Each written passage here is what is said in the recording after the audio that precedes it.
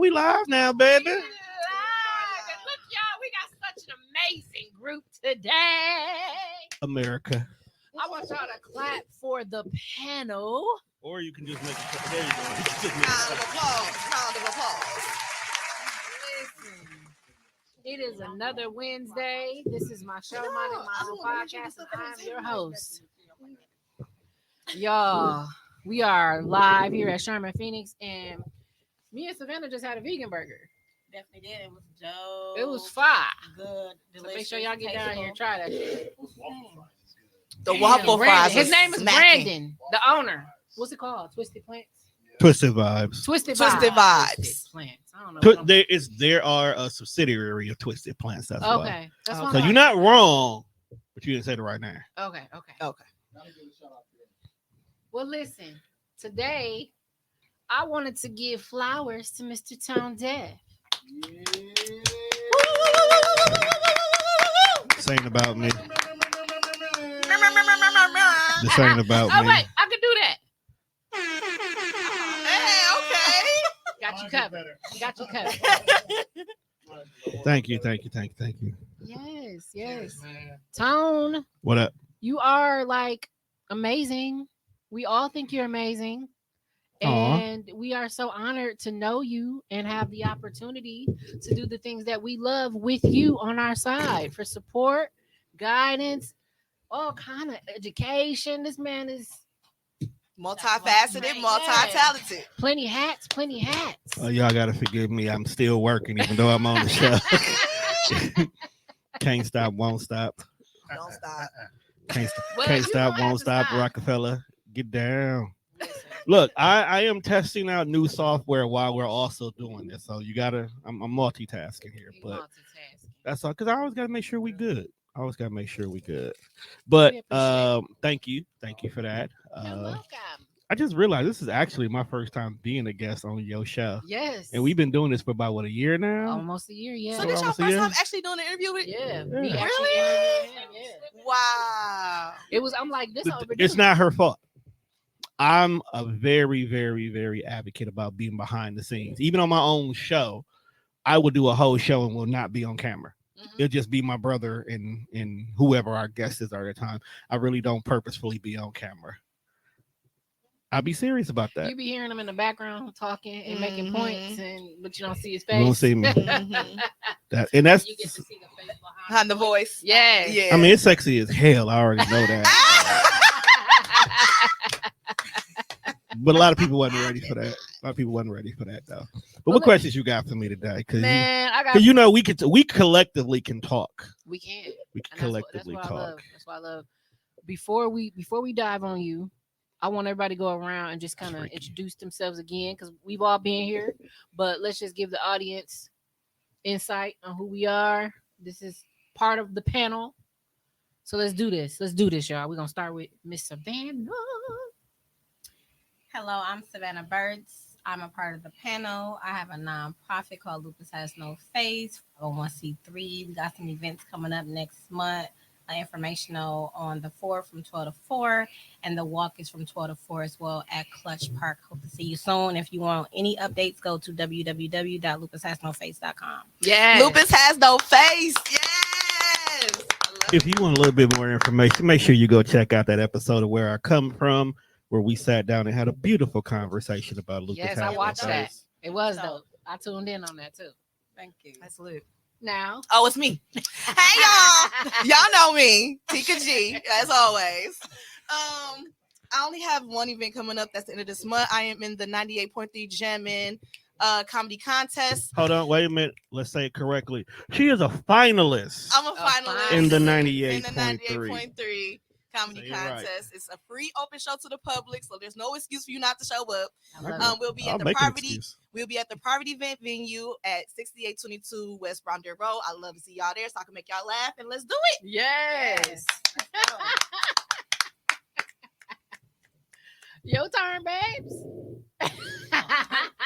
Hi, my name is Jessica Holmes. Wait a minute. Let's correct that. Your name is author Jessica Holmes. There we go. What's some author Jessica Holmes? Thank you very much. We don't play around here. Nonprofit that's called Women Uniting in Sisterhood. I'm also an author of A Shepherd in a Storm. I will be having a book launch June 15th from 10 a.m. to 12:45. See you guys there. Be on the lookout for that episode of Where I Come From. Yes, and we are all a part of the panel. Yes. Where we will sit down and we'll discuss a little bit more about that. Yeah. My name's Judge Rogers. I am a man of many hats as well. Right now we're doing the panel. I'm excited. I got a clothing brand. It's called Facts by Fiction. I just got these pants, the prototype made. So these is pretty lit. Oh, they were nice. Oh, yeah. These is pretty lit. Be on the lookout for the website. Yep. Be on the lookout for the website. Right now you can follow me on Instagram at Fiction15. Facebook, Judge Rogers. We all in the panel. We just trying to give flowers to my main man. This ain't about me, fam. If you know me right now, I don't take credit for everything. It's about all y'all. But wait, Judge. You also got gear in Black Beauty Supply at Midtown. Right. Yeah. I'm doing a lot. Shout outs to them too. They just got another location off on Lisbon. Go check them out. Dope. Black business. Support your black businesses. Support black business. Wait, the one in Midtown is black on? Yes. Black beauty supply. Yep. They got a free ATM. Yep. They got some nice bags. Nice other nice black artists. So yeah, he's just supporting the community. I love it. And that whole community is really thriving. Everything is thriving when you're in the right group. You know what I'm saying? You thrive. It's just moving. I'm so proud of what we got going on. I am too. I'm proud of all of you. I'm so happy to have the panel. Everybody, every single one of y'all brings something so special. We are missing a few people, but y'all gonna see them. They coming out the dark very soon. And shout out to Quentin, Ruthia, Nicole, Kenyatta. That's only as missed just them four. I hope y'all watching, family. We gonna see y'all. And shout out to Kenda for putting us all together. Yes. To make it go, putting in the work. So appreciate you for that, for creating the panel, baby. Yes. I love you. Yes. I love her. Yep. Oh yeah. Yes. She brought us all together. God brought us all together. Oh, she's so childish. And so that's why it was so important to me. I'm like, dude, I've been podding now for a little bit over a year. I started my podcast a year ago. And me and Tom just never had the opportunity to really just sit down and talk. We always talk about business, but we never actually get down to the heart of Mr. Tonedef. So you basically just want to know why I do this. I want to start off by what influenced you, what inspired you to get to do this, because you got a lot of amazing people together, man, under this network. Take a guess why y'all think I started this. Because you like to talk. To get women. No, that's why my brother wants to do it. That's why my brother jumped on board. We got a lot of beautiful women who got everything to say. So why not? If you build it, they'll come. That's not a lie. I've always had beautiful women on the network. But no, truth be told, and it's still something I deal with today, battling depression. There was a point in time where I lost my home, 2 jobs, and almost lost my car, all because of one situation. Because of that whole situation and the changes and everything that was going on, I ended up kind of falling into the state of depression. And because it was a while ago, because I've been doing this for 14 years as of the 11th. Give it up. Congratulations to 14 years, Tom. So that means 15 years ago, I was really fucked up. No, keep it a buck. I didn't have no outlet. As Black men, we wasn't sharing our feelings. And at that time, I was feeling very defeated. Like, I went from having everything that the American dream said you're supposed to have to I'm living in somebody else's basement who I personally felt they didn't want me there. That's just my personal feeling at the time. So I had to figure out some way to deal with some things. I'm not a person who likes to lean on vices. So I didn't want to be a person who always smoked my problems away, drink my problems away. I had to do something. Job market was below ass at the time. Like you couldn't find a job to save your life. It was more people working during the pandemic than people were working at this time frame. So I just couldn't find anything. Either I was overqualified or they just didn't have nothing. So I had to figure out an avenue. So shout out to my brother Juan. He basically made me start going to local wrestling shows. And I always laugh about this because we just wrestling fans, period. So he used to make me go to local wrestling shows, and we would. You definitely need to hang out with us. You talking about local wrestling. You talking about local. It's wrestling in my book. Right. She got a point there. Plus, a lot of the old ones would come through sometimes. So we meet a lot of people that way. So where was you going? Like grocery stores to watch? No, it was proverbially bingo halls kind of a situation. So we would go there and we would get real cool with them, and we started interviewing them just for fun. Some of them would ask us to help them work on their promos. So next thing you know it, we having regular conversations. So me and my brother's like, yo, let's take this shit serious. And we had a third person that was with us. So we created a wrestling show. Then my brother was like, look, I make music. I don't like what's being played on the radio. I'm going to make my own show so I can play my music and whatever else the hell I want to listen to. I was like, all right, cool. Smart. Not a bad idea. Still ain't nobody going to listen to it, but cool. Let's do it. So to make it not seem like this nigga's just trying to make his own music, we went on ahead and we turned it into a full-blown show where we started interviewing other artists at the same time. So that was the birth of the Deaf Fresh show. It's the longest running show on the network. Possibly could be because it's my show. So, but then at the same time, we were like, it's cool for just us, but we pay this bill every month. Let's eat. So then we started reaching out to other people we know. So we ended up getting Dia the Poetry Pusher. That's my homegirl. We go way back. Go ahead, Dia. So that was an easy yes. Then, Lexi Trinae came through. She did her stuff in regards to it. We had a dope alternative group called the Switchblades out of Detroit that was working with us. And of course, I had to get back to my roots. So I ended up having like 2 to 3 different variations of wrestling shows that were on the network. But that literally started all of this. As we continued to do internet radio in regards to that, and we kept growing, and I started adding other shows like a relationship show, which at the time people don't understand. There was no such thing as podcasting when I started this. Okay.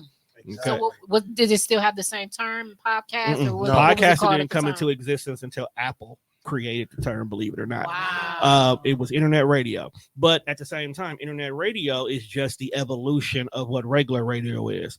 So when you evolve with how you consume your music, you have to evolve in regards to how you consume your talk radio. So when you evolve your talk radio, then you started having podcasting.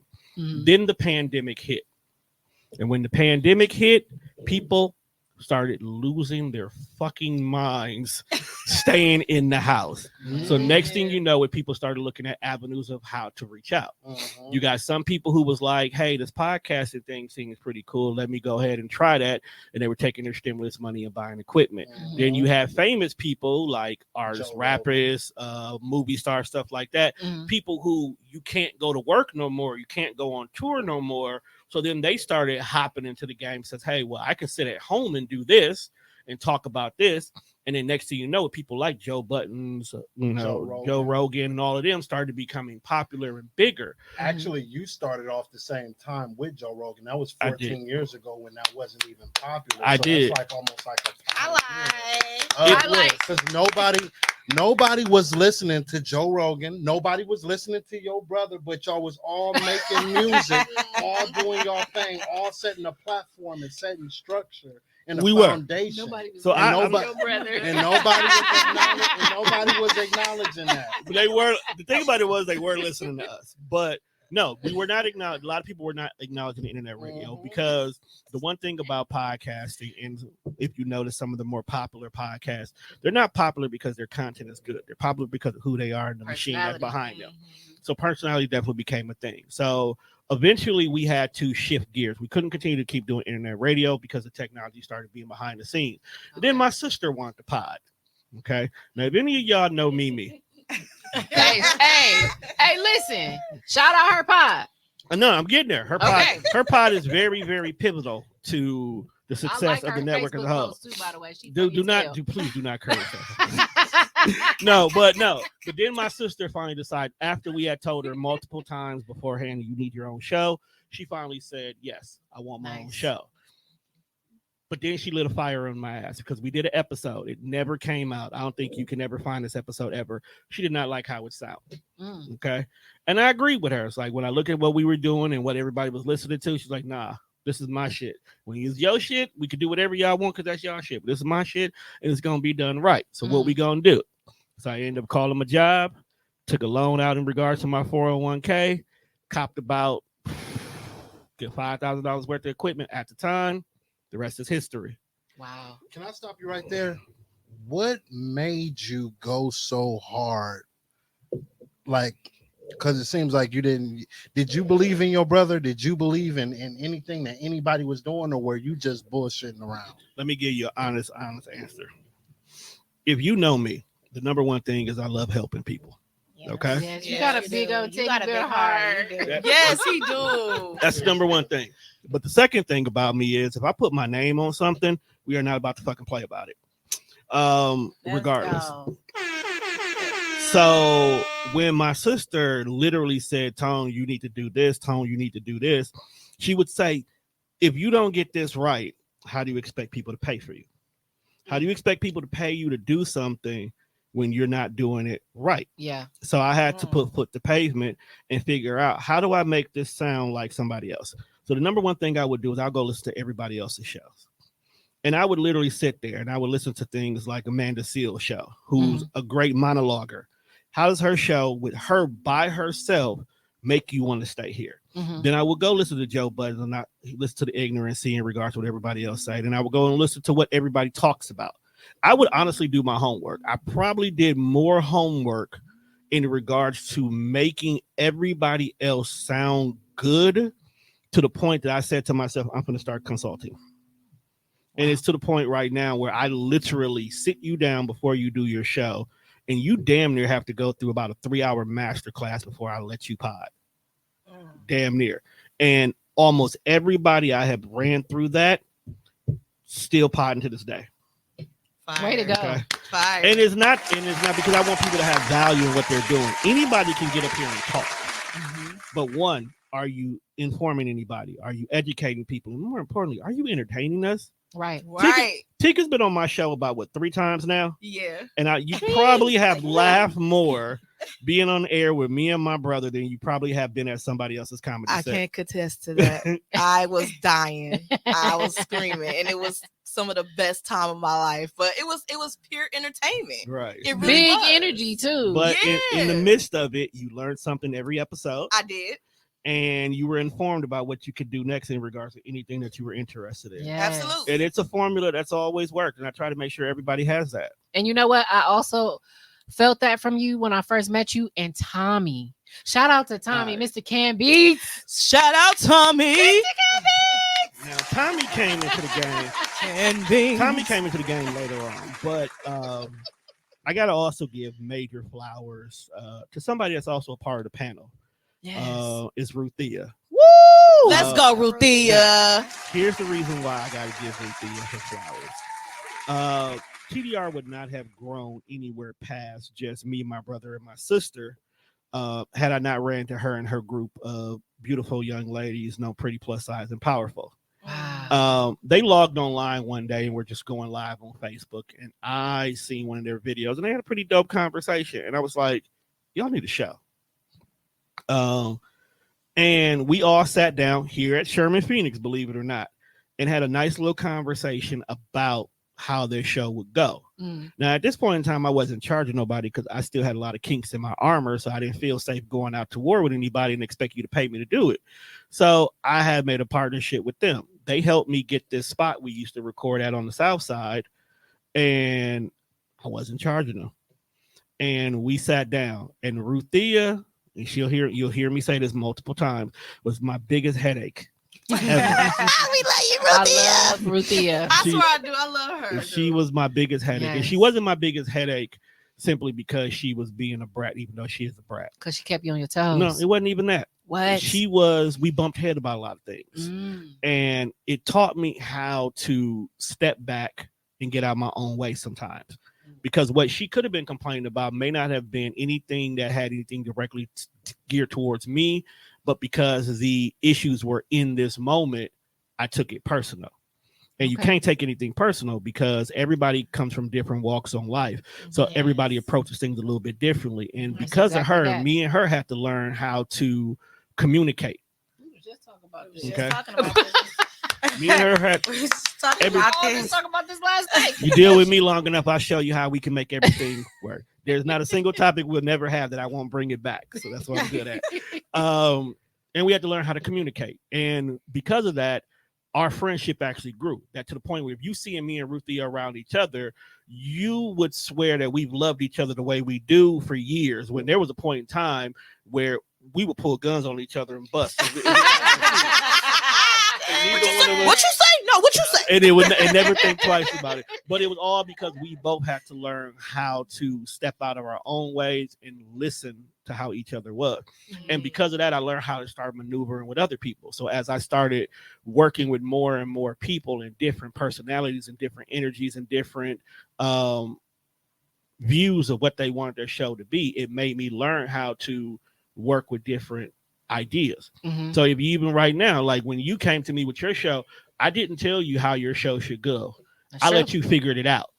Yep. I let you fall several times and bump your heads. And even when you came with new ideas, I didn't say, no, you can't do that. We figured out how we made it happen. You took your boyfriend and you took a cell phone and went to a whole event and you brung it back to me and we made an episode out of it. We sure did. Okay.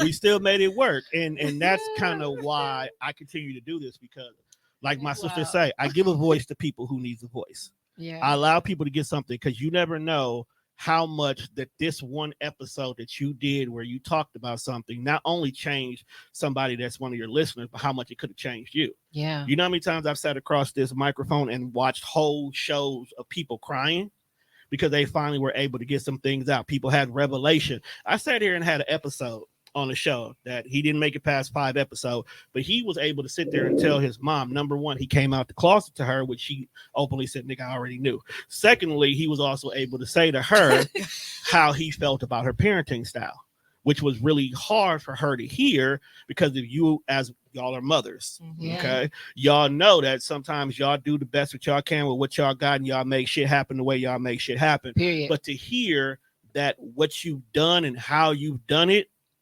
wasn't the best choice for those you've done it for. So to learn how to not be defensive and literally listen and then educate, in this case, him, well, because of ABCD that you've seen over here, I was really doing this.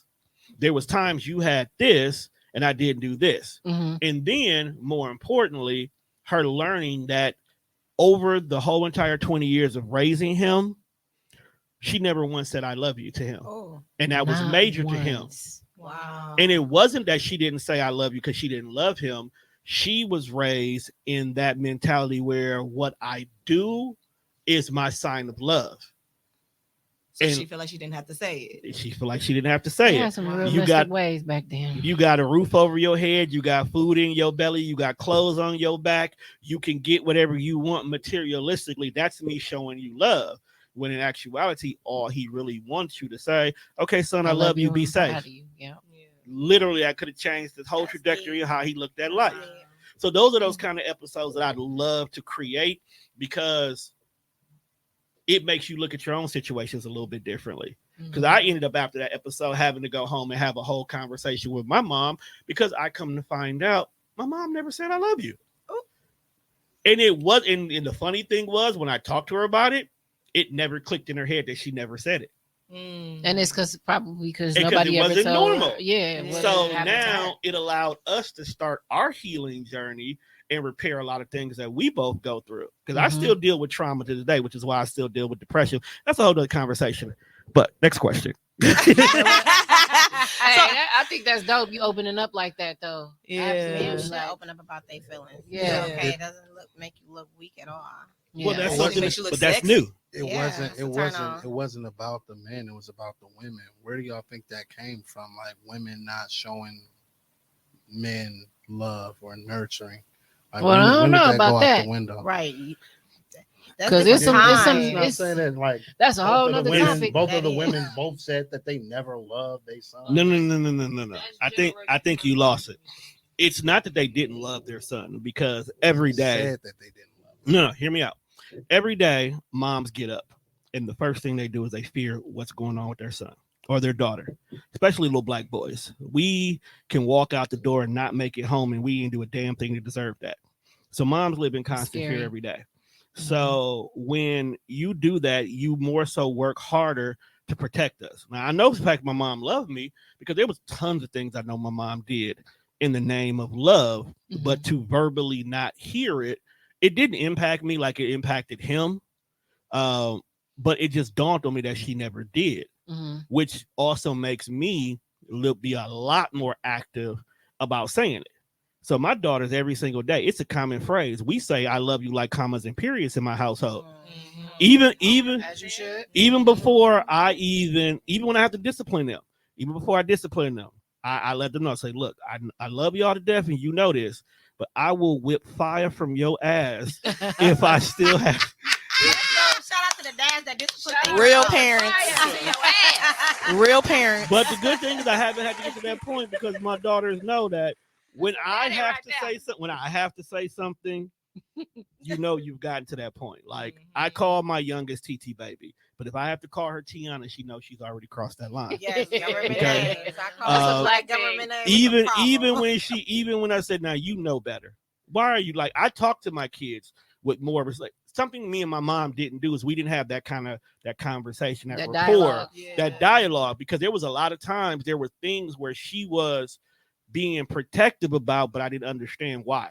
Like, you're trying to stop me from being in these unsafe Milwaukee streets, not realizing I hung out with the drug dealers and the pimps and the hustlers all the time anyway.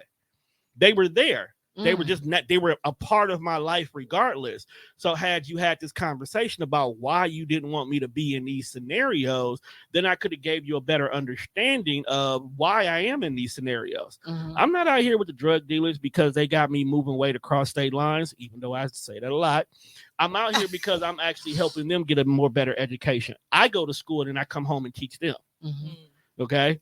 I'm out here on the streets with them because they out here messing up their own money because they're not keeping tracks of it.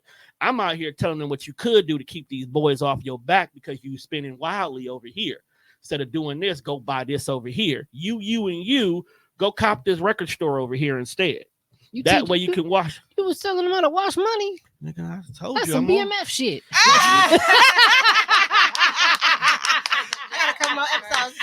She said that's some BMF shit. I was teaching a lot of people different things, but I wasn't teaching them because I need you to help you know how to wash money. I'm telling you it's because we like music. We shouldn't have to go all the way downtown and deal with the white folks to be able to get CDs who don't understand why Wu-Tang is not to be fucked with. I need you to have that over here for us. You the one that's got the money. Let's do it here instead. Buy this corner store. Smart. That way we can keep penny candy a penny, my nigga, because you don't care about the cost. You know, I'm teaching them how to do shit the right way. Plus, you're less likely to have folks looking at you. You less likely to worry about why people coming in and out this door because you own the corner store. You own the corner store. You're supposed to have people coming in and out. Right. So whether or not they keep walking out the back door in a different direction, that's on you. But that's what I was. We had that conversation. She may have had a little bit of understanding. You worried about this neighborhood being unsafe. I'm worried about how to make these unsafe niggas fix the neighborhood. That's dope. Let's go, Tom. Let's go. Like, what? Let's get it. Dropping gems. Y'all heard him. You unsafe niggas. You unsafe niggas. Hold on now. Unsafe niggas is completely different this day and age. Not the unsafe niggas. I'm dead. Unsafe niggas is a little bit different this time. Yes, you made sure the minister. The reason why I want to piggyback off of what you're saying about how important it is to hear "I love you" from your mom. Cool. I've been on the phone with Savannah, Judge, and you. Y'all hear me every day if we on that phone. Y'all have a good day. I love you because they don't have that outlet, and I have an open door policy. And when you have an open door policy, that means when we come to that table, You can say what you feel. You can say what you're thinking. Whatever happened is this time to discuss it. And what's going on back in my generation, we didn't have that opportunity to express what hurt us. And I don't think I would have suffered as much as I did if I had that platform. Mm-hmm. I thank God for what my mother did for me. But having a group or a platform that I can express myself, if you check your phone, you'll see what I just sent you. Oh, let me check. It gave me a sense. Like I had to be grown to get to that point. But now I don't want my kids to suffer what I suffer. Because when you suffer in silence, it's a silent cry and people won't understand it. So I encourage mothers to tell their kids. I don't care. My kids, I'll be like, yo, that's getting on my nerves. Go sit your ass down. Wait, but one thing I'm going to say, I love you. I'm going to let them know that. I don't care how mad I get at them. Mm-hmm. I don't care how many times I put them on my truck. Yeah. They're going to know that I love them. And I wish we would have had it back in our day. Most definitely. Love you. See you later. Have a good day at school. Yeah. Savannah, I said it to my kids and I was on the phone with Savannah. She said, "Oh, I love you too." So I said, "Girl, I'm talking to my kids." So what? We still need to hear that. But I do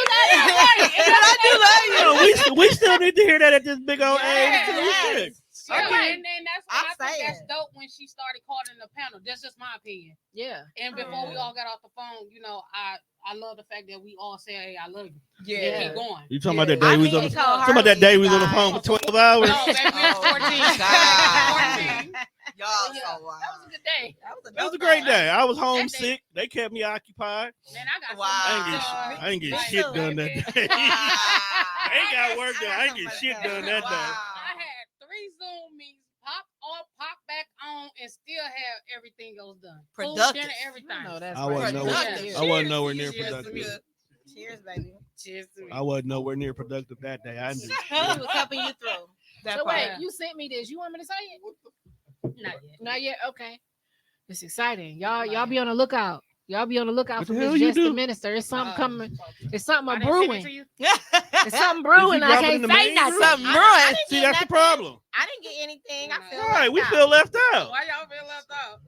Send it to them. You don't love us? I can't be the only one in the know. That's why he just called me out. Kinda better than us. Right. She your favorite?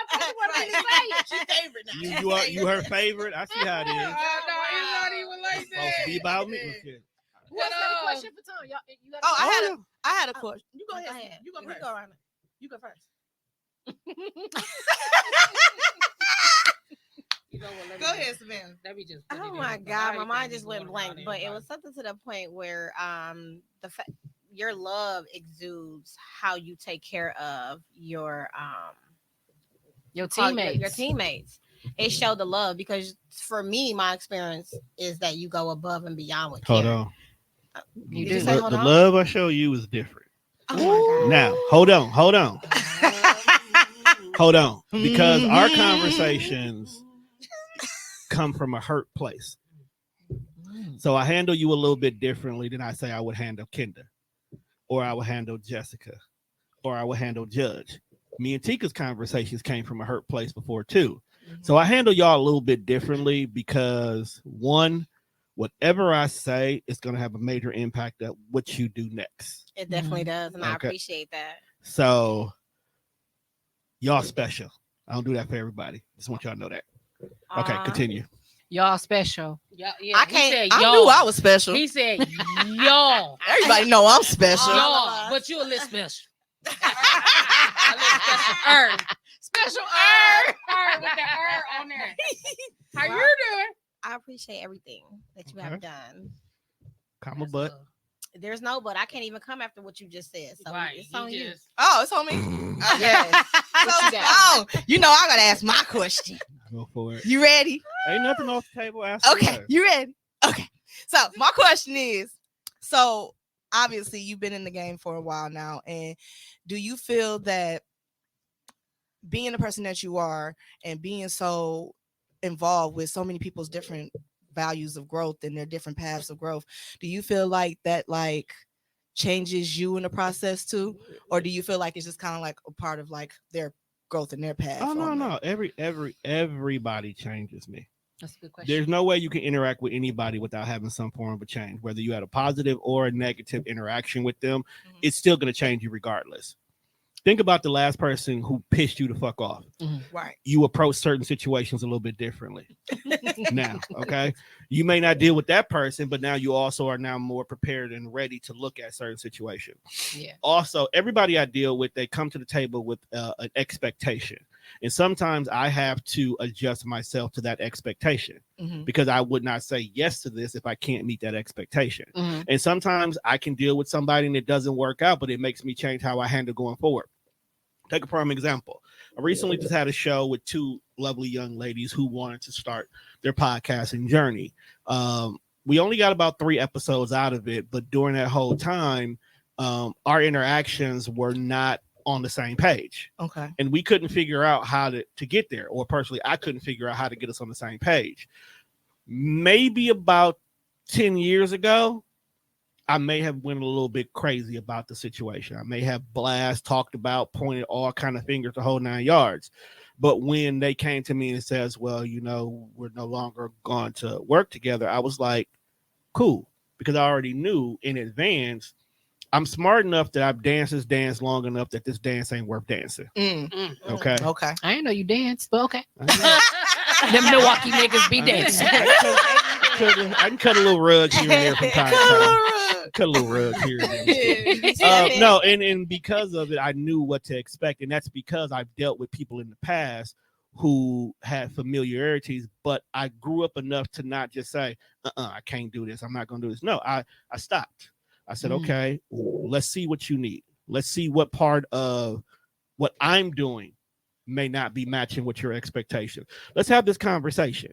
Maybe you came in with this expectation and I promised to give you what you need, and now I'm not fulfilling it. So let's stop and let's see, where am I lacking at for what you're doing compared to what you need? Because if I give you everything you asked for and we're still not working out, it's not me anymore. Exactly. Yeah, you can rule yourself out. Like, it's not me anymore. I've done what you asked for, and I've even gone above and beyond a little bit because I'm taking accountability of what I agreed that we could do here. And if you're still not satisfied, that's not me at all. It's all you. It's always been you. So now I can walk away from this situation, and now I'm not sitting here looking bitter. I'm doing like I always do. I'm getting active. Okay, I got a time slot open up now. Okay, let me see about this person. I don't stay in that space no more. Something I used to dwell on back in the days. I don't do that no more. It's now like, this is open. I can stay home tonight now. Cool. You know, like, now you can get a break. Like, I can get a break now. Let me enjoy this. But while I'm enjoying this, I give myself 2 weeks. Okay, I got to get a show in this spot because Bill's getting due. So now I'll go out and look for something else. Or even better, I got Friday evenings open. Let me see what I can schedule for the panel this day now. So now I'm looking at things a little bit differently because I don't dwell in negativity anymore. I love that. Okay. I love that. Even when I have great moments, I smell the flowers, but I got shit to do. Yeah. I can't stay in one space. Something that 10 years ago, I would have did something great and be like, where's my flower? Where's people? Praise me, see me. And I don't need that anymore. You know, we're going to give it to you anyway. Now. I don't even need that. We giving it to you, but not because you need it. We giving it to you because that's just who we are. We give credit where it's due. Yeah. Exactly. That brings me to ask you another question. How many podcasters are on this network? You were acknowledged for being number one and having Black podcasters in the nation. You were acknowledged for that. Wow. Publicly. That is out super loud. Nice. In total or just at the moment? At the moment. Let's just talk about at the moment. You niggas like to go on break, so I gotta I gotta do the math real quick. I'm thinking we're about 20 right now. That's still good. It's about a good solid 20 because a lot of my shows we have gotten a little bit smarter. We learn how to work smarter, not harder. So I don't record everybody every single week. There's a lot of bi-weekly shows right now. And then it allows us to work more so on marketing. So if you do an episode, like for an example, today, we got 2 weeks to promote the hell out this episode and do whatever needs to be done. My dad called me. I know what he won't. I'll be there later. I know exactly what he's asking for too. So about 20 right now. About 20 right now. That's great. Congratulations, Tone. 80, 85. Wow. That's a lot. 80, 85. Not about that much. That's a lot. That's a lot. dope. Yeah. I love Shout that, out man. to you, Tone. That's You being the man. You the man. I ain't nobody fan. So, what would someone need to do if they wanted to be a part of the TDR network? First of all, they got to be serious about this. Like, just because you get around your cousins and you make people laugh, don't mean you deserve to be heard. I'm keeping a buck with you. Y'all heard that? All y'all not comedians. Continue. She actually got a point. Y'all niggas need to quit that shit. Being a comedian is not as easy as y'all think it is. Man. Just because you make grandma laugh at your jokes don't mean that everybody will. Why grandma? Exactly. Laugh anyway. Oh my Lord. anyway. Laughing, what she gonna be laughing at you? No, you got to be serious about this. There's a lot of people who have the idea of what they want to do because they see the Rogans and the Buttons and the Jill Scotts and the Amanda Seals and the Two Dope Queens and be like, I can do that. Mm-hmm. We live in a day and age where people chase money more than anything. I tell everybody all the time, podcasting is like being a musician. You don't make money off the CDs or the songs you make. You make money off the work you do, the tours, the appearances, stuff like that. Mm-hmm. Same thing with podcasting. You don't make money off the episodes you do. You make money out of the live shows. You make money out of the appearances. You make money off the sponsorships, the advertisements, all the things that people don't put the pavement for. And the thing about it is you got to have good content or else who the fuck's going to listen? Right. Yeah. Like, it's cool that your friends tune in, but after a while, they ain't listening no more. That's true. You know what I'm saying? After a while, your friends ain't listening no more. So how do we create those new friends, those new avenues? Right. How do you turn those 10,000 TikTok followers you go into money? You got to put It's foot a to formula. pavement. You got to put foot to pavement to make it happen. A lot of people don't have that drive to do that. That's why after about 10 episodes, they usually done. Meanwhile, I got shows out here with 100 episodes, 200 episodes, 400 episodes. It's because we're not doing it to get paid. Like Right. once you get that out your head that you're not doing it to get paid, then you can get paid. Then you can get that bag. Because you take that out the equation. You come in here, you sit down, you turn this into your personal diary, you turn this into your level of motivation, you turn this into an avenue to bring the community together, you turn this into something that has sustainability And something you're passionate about. Because if you ain't passionate about it, oh no doubt, then it ain't gonna live on. no Yeah, doubt. it's not gonna translate either. Right. Because they're gonna seem like you're not even really feeling it. You're not Right. you don't care. Running through the motions. Exactly. And it's crazy because even on my show, there were moments where I didn't want to do it no more. There was a moment in time where the network was almost done Wow. because I mentally had completely checked out. But luckily, I always keep a great team of people. They'd be like, hey, Tom, I want to do this. Shit, go ahead. Here's the login. And next thing you know it, they done did some dope shit. And I'll be like, hey, I'm going to hop on that episode with you next week. And now I'm hopping on the next episode and the next episode. The next thing you know it, I'm back to doing my show. Mm-hmm. And then next thing you know it, I run into somebody who got a dope ass idea and I want to interview them. I run into a comedian who's funny as fuck. I want to interview her. I run into somebody who is definitely making awareness of lupus. I want to go ahead and interview her. I run into an author who got a dope ass book. I want to interview them. That's literally what keeps me going. It's not I ran into somebody that hosted Coach My Growth. Hosted Coach My motherfucking growth. Give me my motherfucking flowers. What? Let's go, Kendra. Let's go. My show. Yo, real talk though, I actually do want to give Kendra her credit too. Let's go, Kendra. I actually want to give Kendra her credit because out of a lot of the shows that I've had, Kendra was probably one of the few people who kicked in the door and basically was like, yo, I'm gonna make this shit work. Cause she went on the podcast tour before she even knew what the fuck podcast was. She came. I'm on it. Hey, that shit was fun. She came in and she sat down with me and we had a whole conversation and then ended up being on like 2 to 3 shows that same day. Wow. No, she did for real. She did. She came in. She's supposed to do an episode with me. I had overbooked myself for people coming in, so we just had more of a conversation. And then when my show that came in at 2:00 showed up, they was like, "Girl, sit down." Yes, I believe that was Purpose Over Pain. Purpose Over Pain. Yeah. Shout out Purpose Over Pain. Shout out to y'all, Come yo. on and sit down. And then Let's go. And the crazy part was after she got done Bianca. with that show, the show she was gonna be on was actually right behind them. And it was just like Kendra just had a whole field day, and then she came back like a week later. And she was like, "Tone, I want to do my own show." I was like, "Damn, you already have already." So you already like 7 But episodes. I love how in. everything is like a domino effect. Like it just kind of like transfers over. It's networking. Like each person gets to know each person through the process. Like, And that's the thing about my network that I definitely make sure. Yeah. Not every shows interact, but a lot of them do. yeah, I don't believe in having to outsource anything when I know I got it right here in house. Yeah. that's dope. And I actually build my staff. Like, even though everybody comes to me to record, I still call them my staff. I still call them my people. I still call them my family, because at any given moment, I might need you for something. And I have no problem going to that person and then promoting that person after. I have a young lady on my staff who she makes prom dresses.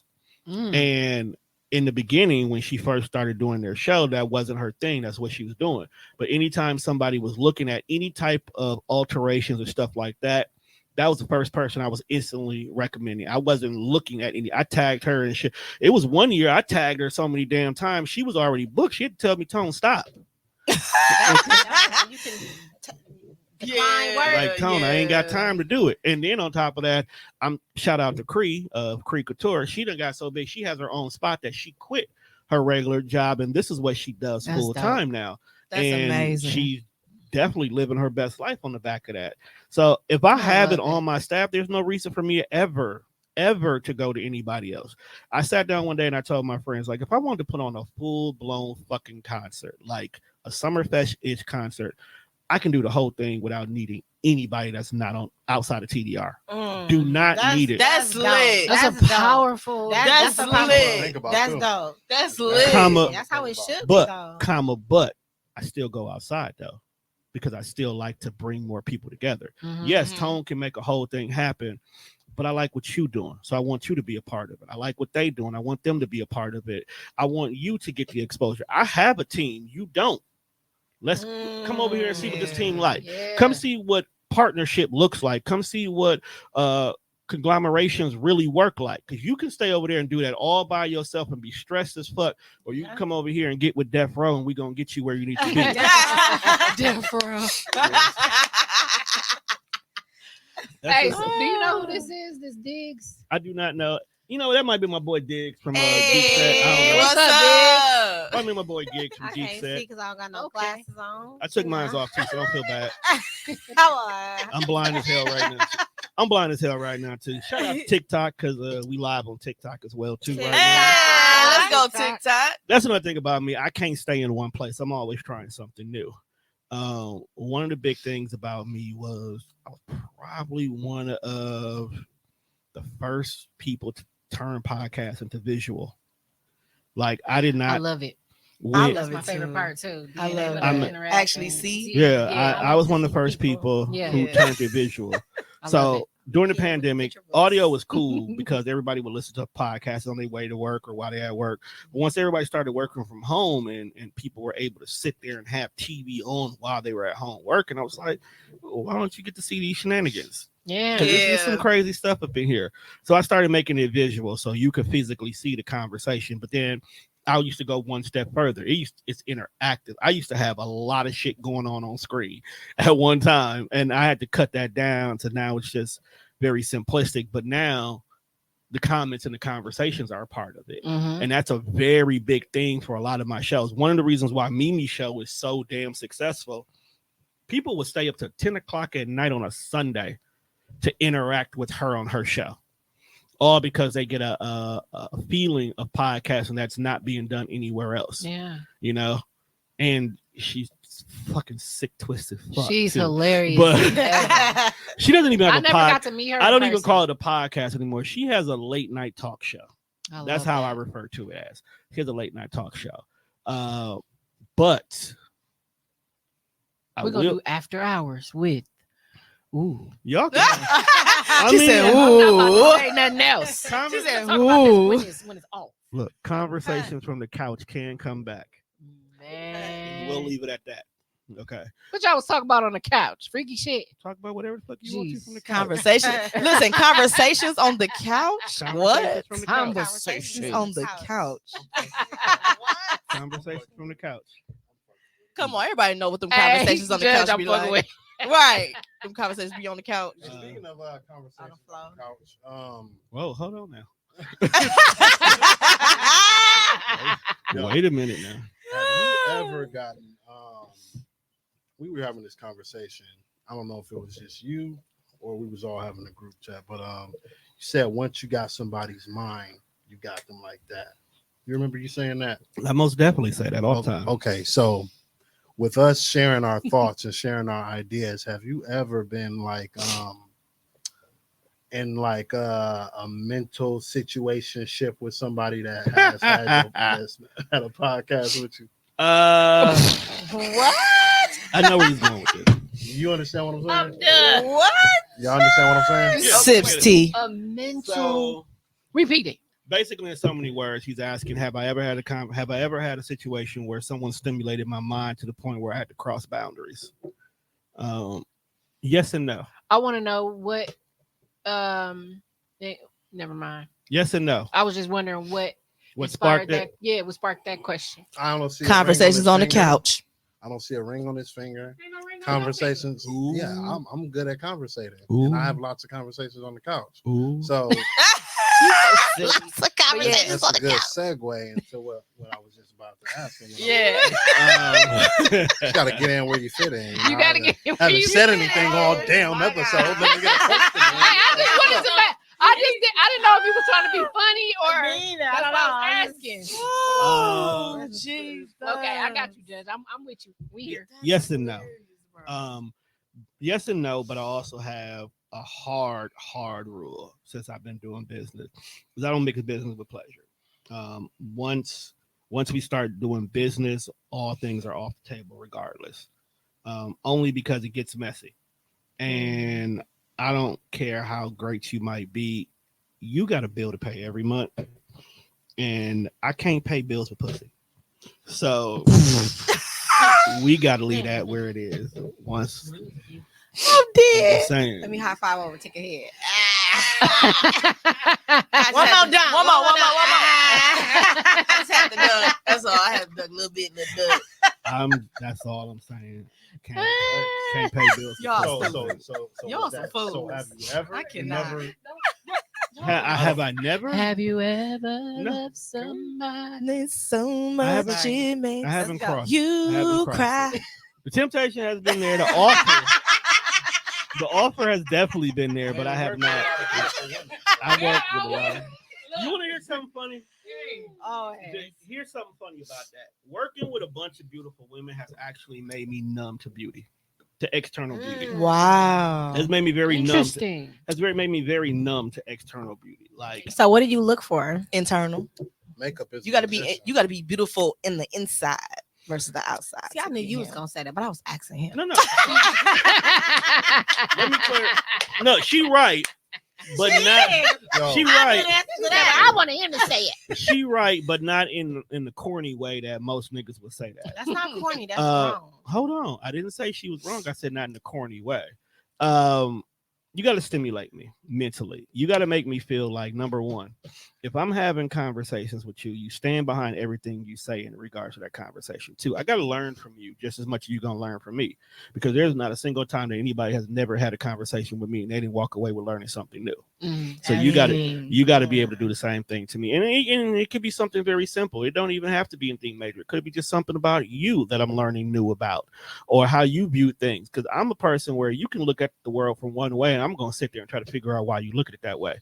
Because you might be correct and I might have been wrong all this time. You know what I'm saying?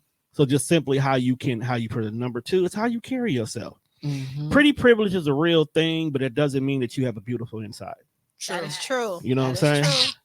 Like, the society has already taught us that pretty privilege rules everything. That's why we love butterflies and hate moths. I love butterflies. I love moths too, though. You see what I'm saying? I'm dead. But you don't see a whole entire section of the museum dedicated to moths.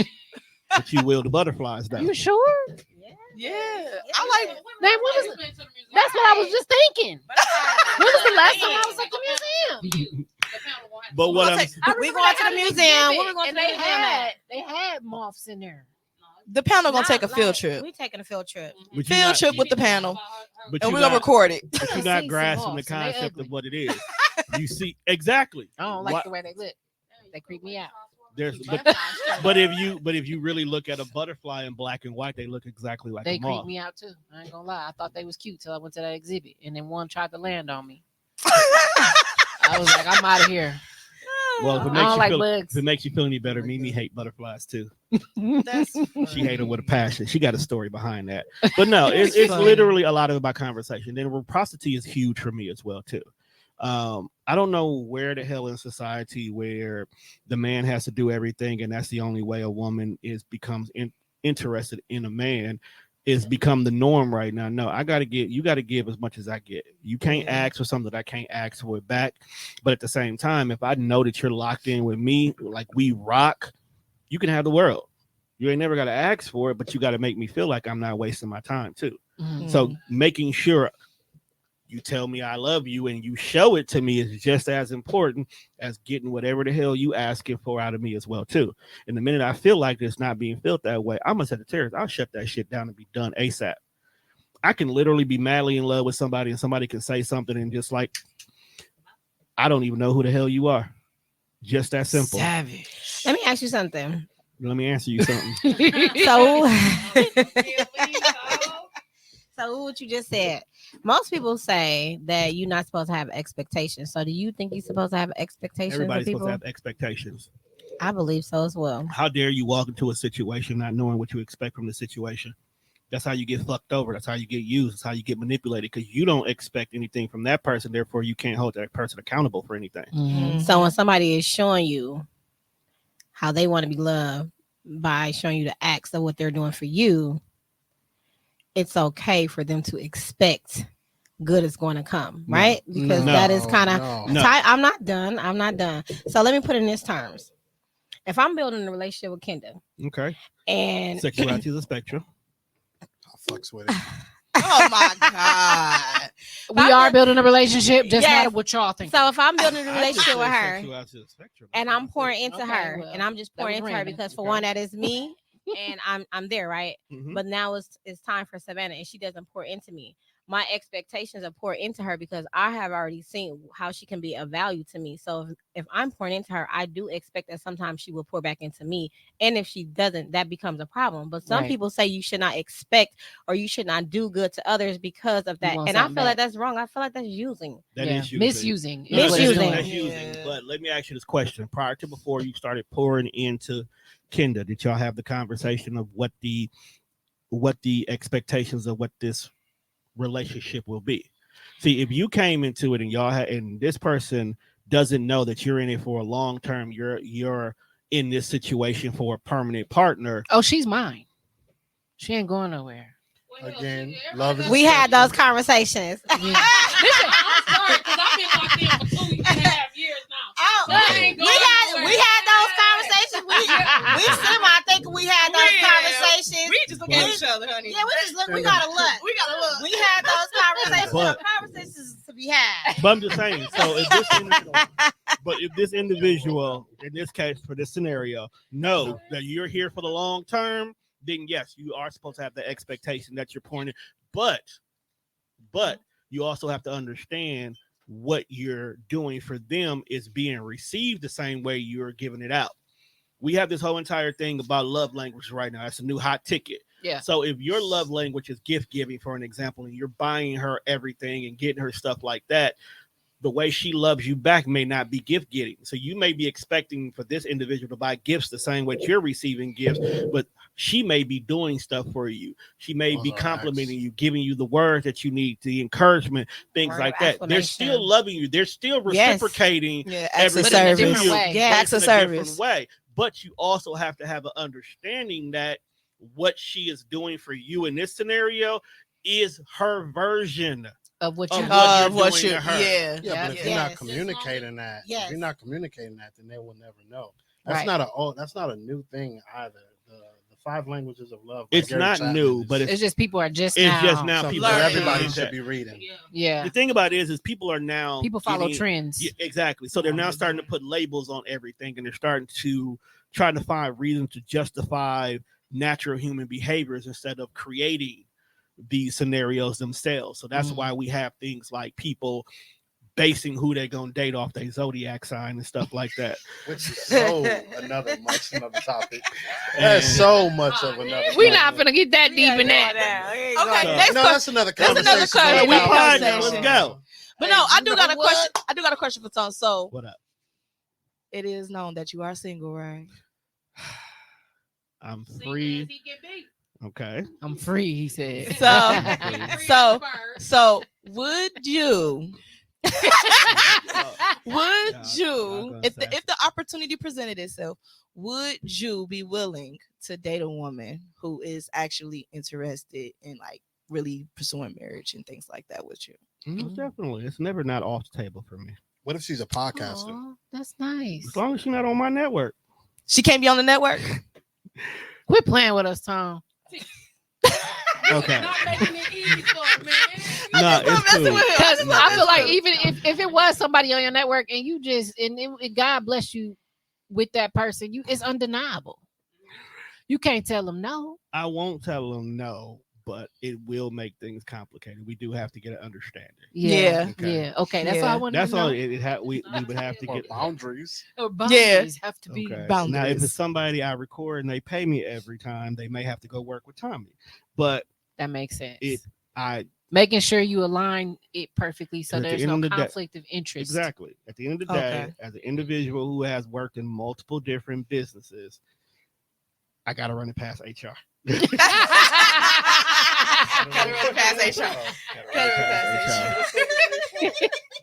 Well, tell us what are you planning right now for the future of TDR? What are you planning?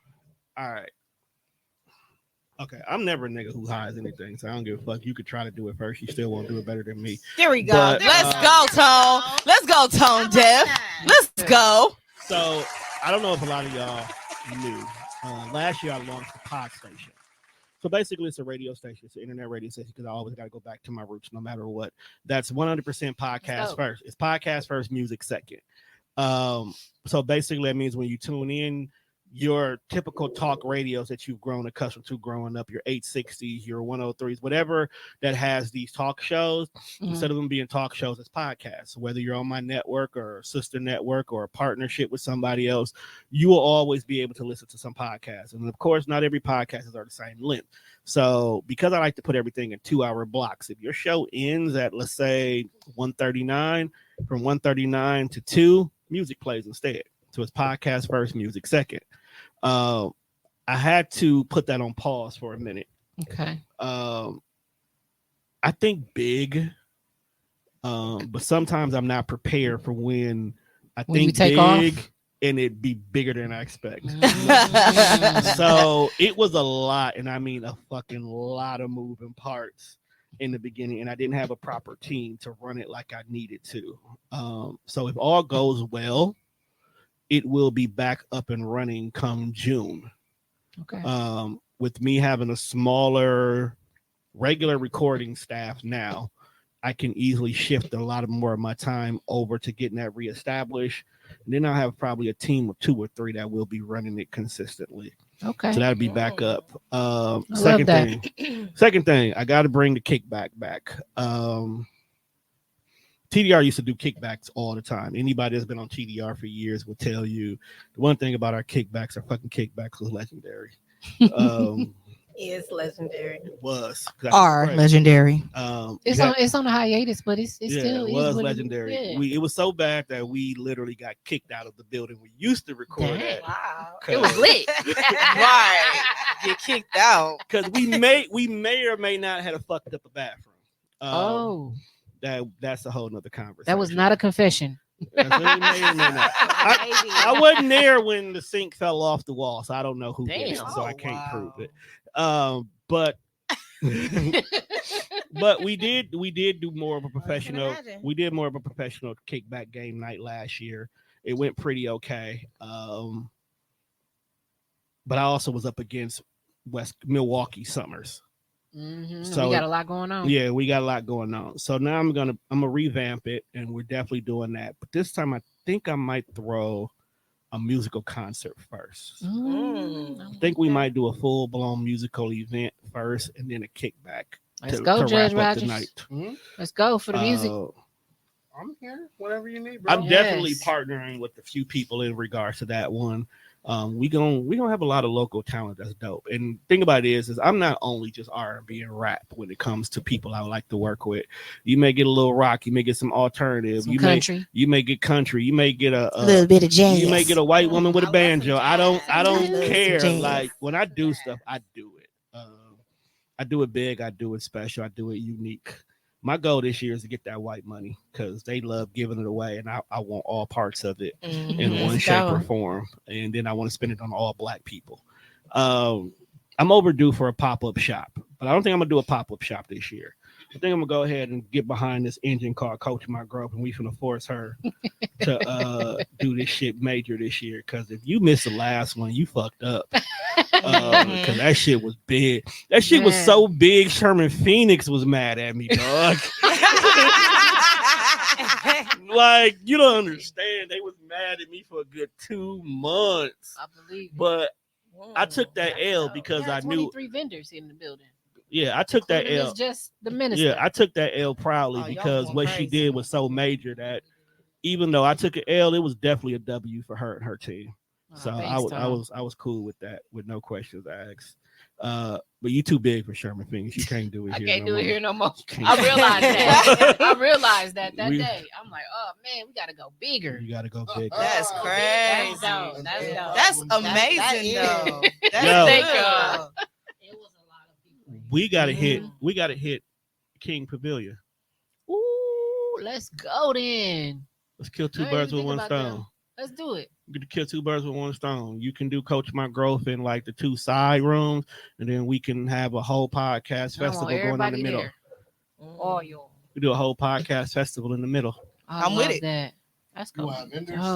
Of course. Nigga, that's what Coach My Growth is. Yeah. It's just vendors. It's teaching vendors how to properly vend. Yep. And it was going down. I'll be a coach this year. I love that.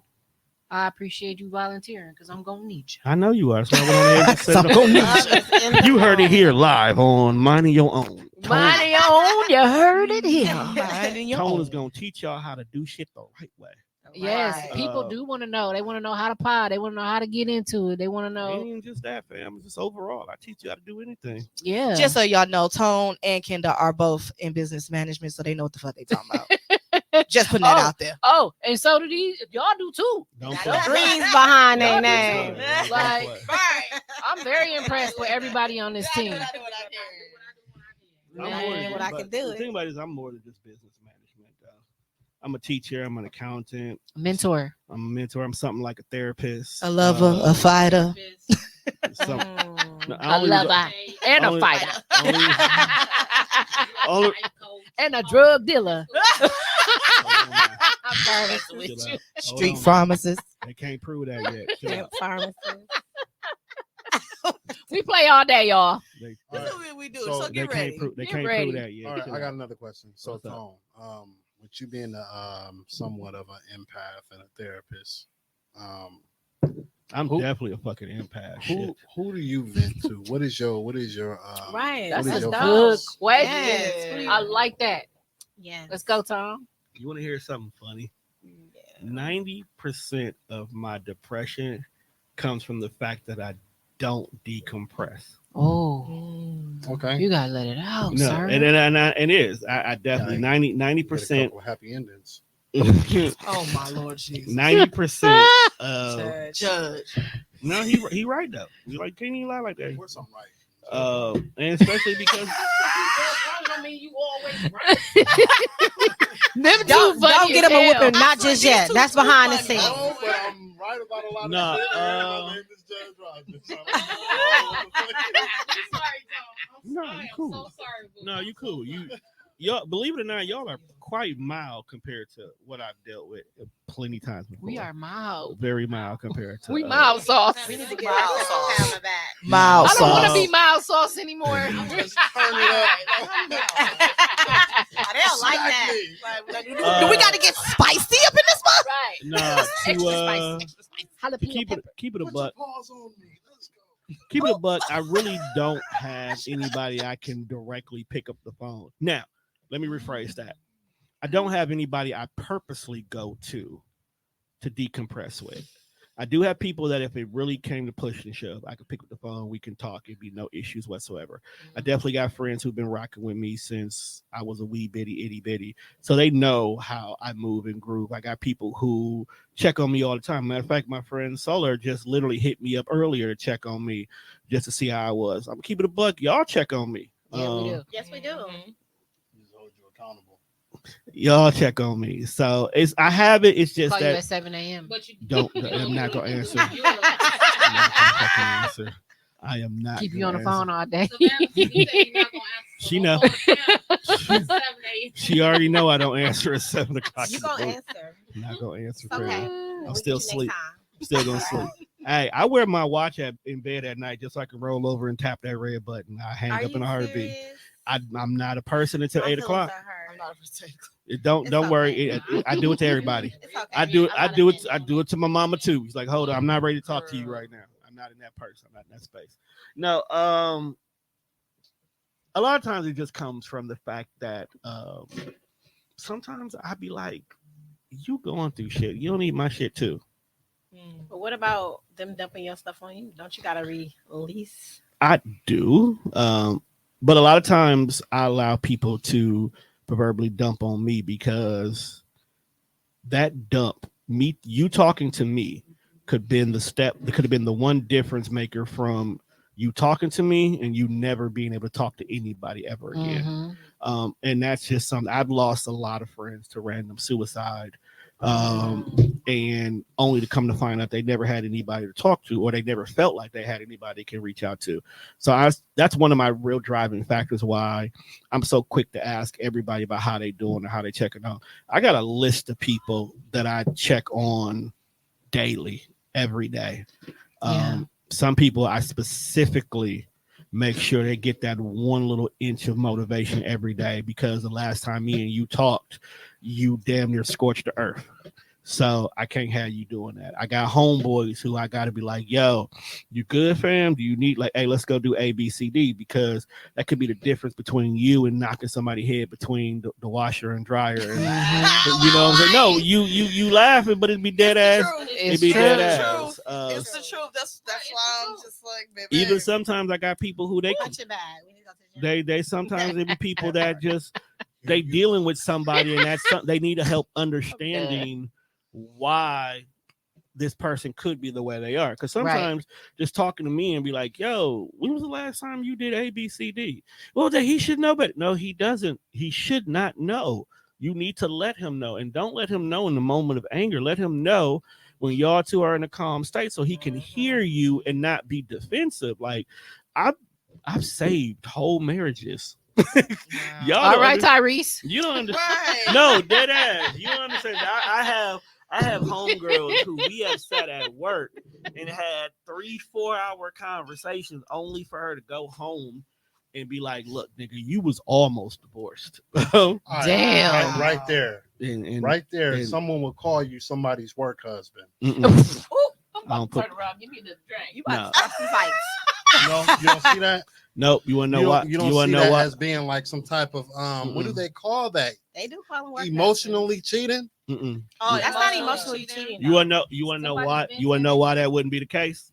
Because I'm not doing it to build a connection with you. I'm doing it to make sure you don't fuck up the connection you currently have. I know how to set I know how to set a boundary where conversations can be had, but misunderstanding cannot. With you being so selfless, how do you create those boundaries, not only with other people, but within yourself, to knowing how much of yourself to give to someone? That's a 2-part question, so answer them both. Okay. So I like it. That's good. Knowing how to set boundaries is knowing what intentions or what could come from the results of it. Let's back up. You know how you said I got a lot of beautiful women on the staff, right? Okay. I do.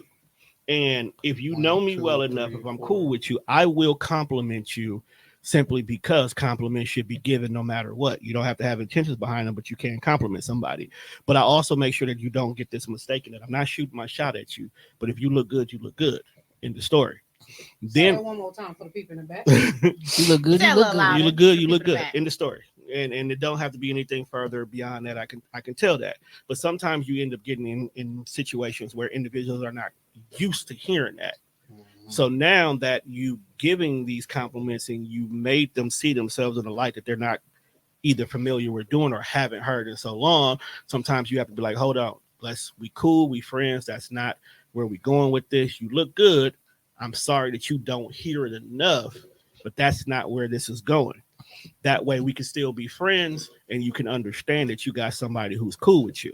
At the same time, when it comes to me, my boundaries solely are based upon 3 things. 1, don't fuck with my money, and don't fuck with me and my time with my kids. If you can honor those 2 particular situations, anything else we can rock with, I'm cool with. Because when I say I'm with my daughters, all shit stops. Okay, because I don't play about my girls. I will burn the earth and Mars. Okay, twice. He said twice. But those are really my only 2 major boundaries. Anything else we can talk about. Anything else we can have that conversation about. Anything else we can rectify before it becomes a problem. Yeah. We need to make sure you get a case by Friday. By tomorrow. I'm damn near about to give her the case off my phone now. Like fuck, So I'll I make it work. I'll figure something out. I want to give a shout out to Anita. Anita. Hey, Anita. I can't see what that She says. said, just because you feel like you're not a work husband doesn't mean that she doesn't feel like that. She can feel like that all she wants, but Oh yeah, that's right. But that wall will be put in place that it's not going to be any of that extra that goes along with it. You can talk to me all you want to, you can vent to me all you want to, but every conversation we will have will be in a platonic manner. Okay, I'm never going to tell you anything that would get me into a better place with you. I'll tell you what you need to hear in that moment, the way you need to hear it. So if I'm telling you that this nigga is not good for you and here's the reasons why, you will have a clear blueprint to make your own mind up. I'm never going to push you into making a decision that you are not prepared for. Women are emotional creatures. Yeah, Anita said women are emotional creatures. We are. Y'all are. And niggas, you know what? Let's stop right there. Humans are emotional creatures because as much as we want to sit here and say women are emotional and men are the biggest fucking babies on this goddamn planet. Okay. All right. We are emotional as hell. We could have our moments. We throw hissy fits. We stomp our feet. We pout. The whole 9 yards. Don't let y'all get sick. Hell, Oh my God. we're not even gonna talk about that.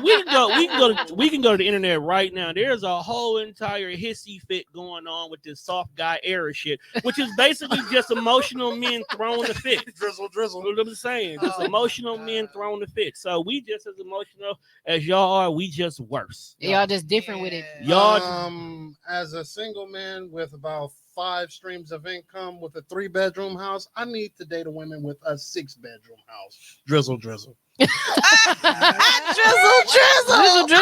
What? I'm in my soft guy era. Wait, what? Jokes. What? I was about to say what? Who created this drizzle. soft Okay, guy era so term? Anyways, it's only funny because if you're friends with Mimi, she's been having yes, I am, All looked at me and she like, funny been as having a hell. She been having a field day with it. So basically, what happened was a group of guys. We don't even know who these guys are, but a group of guys decided they wanted to flip the script and saying, since women are asking for all these different requirements for men, and saying sprinkle. and so what if we turned around and we wanted to be treated the same way? It So said what drizzle. So instead of them basically saying we want reciprocity for what you're asking for in us, they decided to flip it and try to say it putting men in the same scenarios that a lot of women who ask for these types of catering like things to be done. You know what? Unfortunately, they came off sassy than the motherfucker. Okay. But that's the whole concept. Just to show y'all how whimsical this idea is. To be soft as a woman? Nobody should want that. No, not to be soft, but to be Boom. I'm not even. A couple different things happening. it's a Yeah. conversation that Let's get I've there. had 3 times already, and all 3 of them were not positive for men in regards to the situation. And as a member of the male delegate, I too had to throw my card in and say, "You niggas is weird." And this is one fight. Let us women be our soft. This is one fight where let the women have it, bro. Let the women be soft. Right. You can Please. be sensitive, but the soft belongs to them, my guy. Yes. Yeah. Yes. Thank you. Yes. Plain Thank and you. simple. Said from a real I agree. man. I was gonna say I think guys are just tired of hiding their emotions and being hard and being expected to be hard. But what they don't get is we don't want them to be. No. We want them to talk to us. We want them to get it out. We want them to be vulnerable. We want them to express themselves. True. Yeah. Well, at least, hold on, let me rephrase that. At least I do. Yeah, I do. I for do sure. too. I can't speak for everybody, but sometimes we can intimidate. Well, I had that. She need the mic. Jessica, you are very intimidating. I'm sorry. You are. I know. I Like, understand any man that fears you. but yeah. Don't like, change it. Right. But if you knew my story, and I do mean my story, you'll understand the reason why I'm like this. But I had to learn within the last 2.5 years of being single, or some things that I need to work on myself. Mm-hmm. But if we allow that man to have that space where they can be vulnerable, Mm-hmm. then they will open up shortly but surely.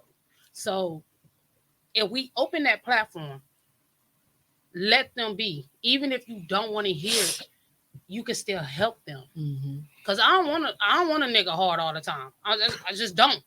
I just want to see all phases of you. It's 4 seasons. If your And man Medea is said hard it for best. more than 4 Let me hours, see you please all seek 4 professional seasons. help. Because when you get the chance to see that guy in 4 seasons, you know how to deal with your partner Yeah. in all 4 seasons. I don't just want to see you in the summer. Can't see you winter, fall, or spring. I don't. I just want to see you in all. Because I'm a person that's going to express themselves. Yeah. But if I can do it, I want you to do it. But then don't get mad at me when I be like, hey, I know it's something going on. What is it? Hey, Jessica, can I ask you a personal What's question? up? How old are you? I'm almost 36. Okay. The reason why I ask that question is a lot of the time, these conversations where men are not feeling as being seen or heard Mm-hmm. tends to come from that 20 to 30-year-old generation. And because that particular generation is so adamant and so ingrained in social media, those are the ones that are quicker to express themselves online. So a lot of the rhetoric and conversations that tend to pop up online where we're generalizing everything based on are usually people who are not even walking in the same path we're in at that moment in time. And I think that's where the confusion is. So you'll have 30, 40-year-old people. That's right. 40-year-olds too, Anita. That's what I said. Yes. 40-year-olds too. That's right. Hold on. Yes, Anita. Hold on, Anita. Hold on. I'm getting there. But what I was saying was, but then that turns around and creates people in their 30s and 40s having these debates and conversations about stuff that you should have aged out of. You shouldn't care about whether or not a 22-year-old calls going to Cheesecake Factory sassy.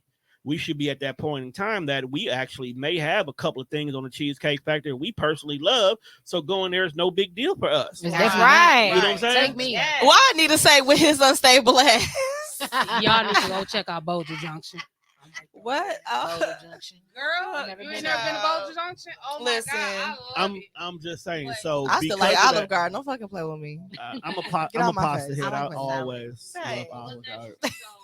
But and I think that's where the biggest That's issue that at. bread. Stop And playing with me. the thing about it is because our timelines consist majority of the time of people we know and people we've grown up with. We only see the 30s and the 40-year-olds complaining about stuff that should never have even gotten to us. Mm-hmm. So there's a lot of things that, like, I'll use prime example.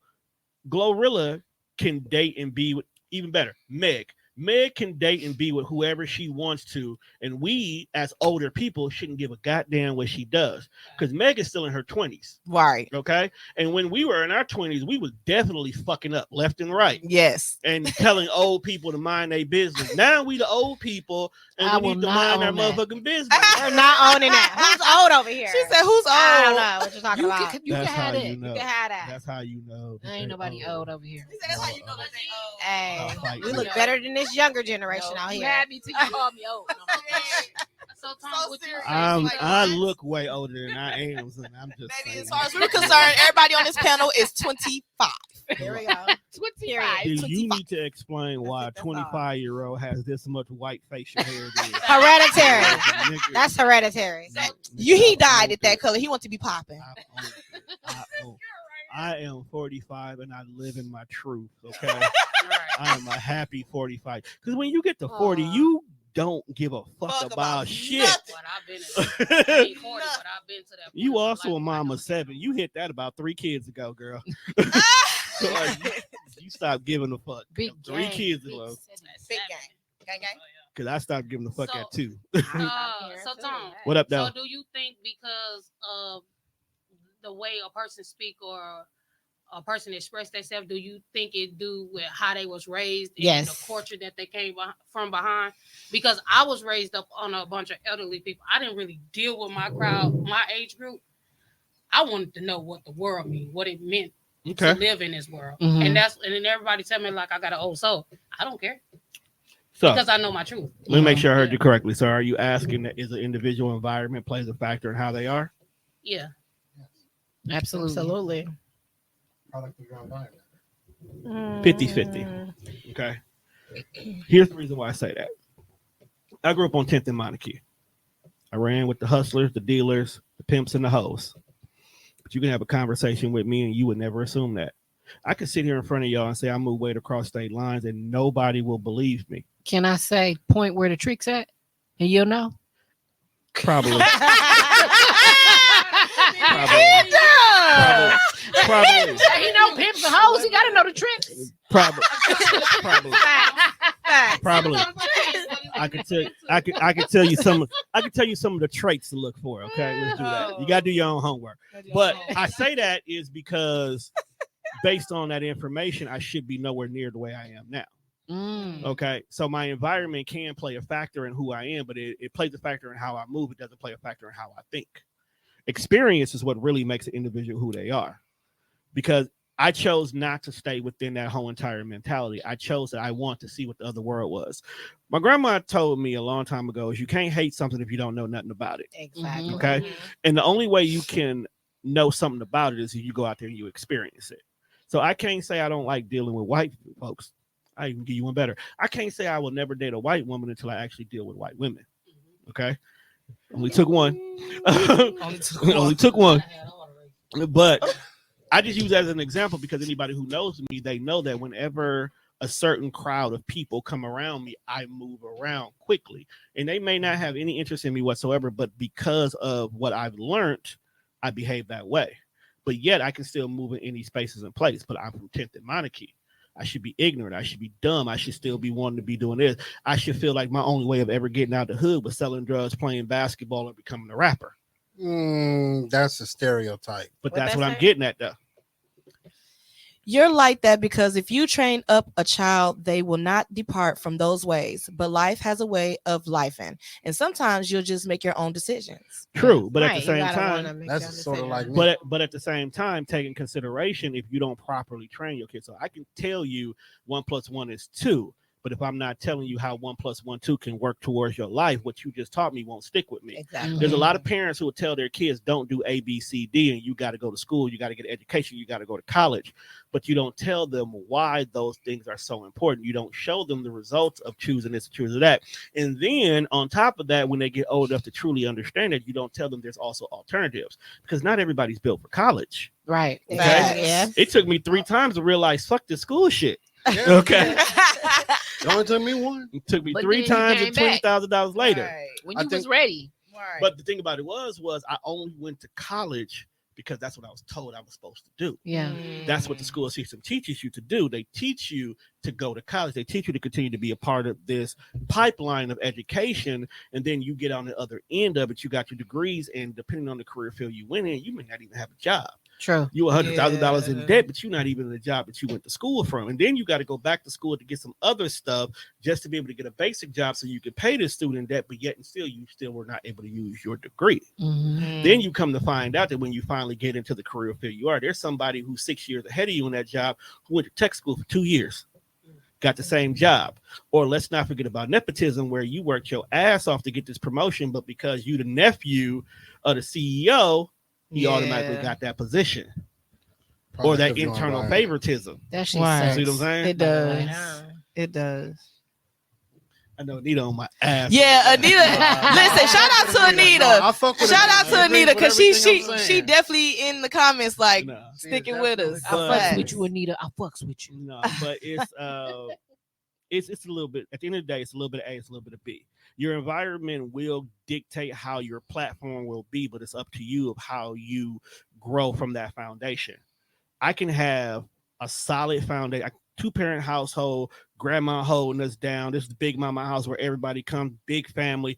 I talk to everybody. I'm connected with everybody and grow up and be an adult and become a loner.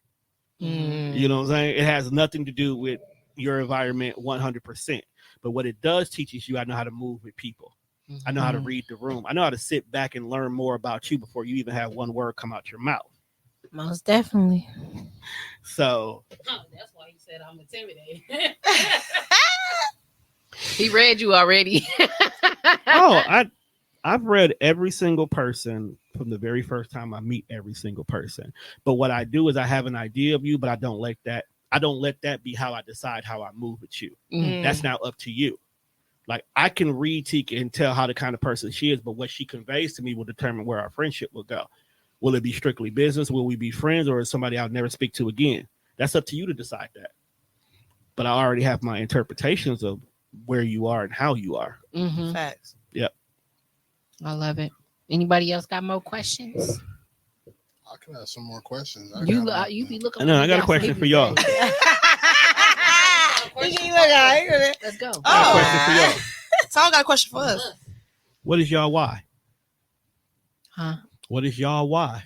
Just in general? When you get up every day and you know that you got shit to do, what is your why to do it? Because if I don't do it, nobody else will. That's not necessarily true, though. No, it's true. It's definitely true. If I would have just sat back and dreamed about facts by fiction, that's exactly what it would have been. A dream. Fiction. And I would have been dreaming at my job. That's daydreaming.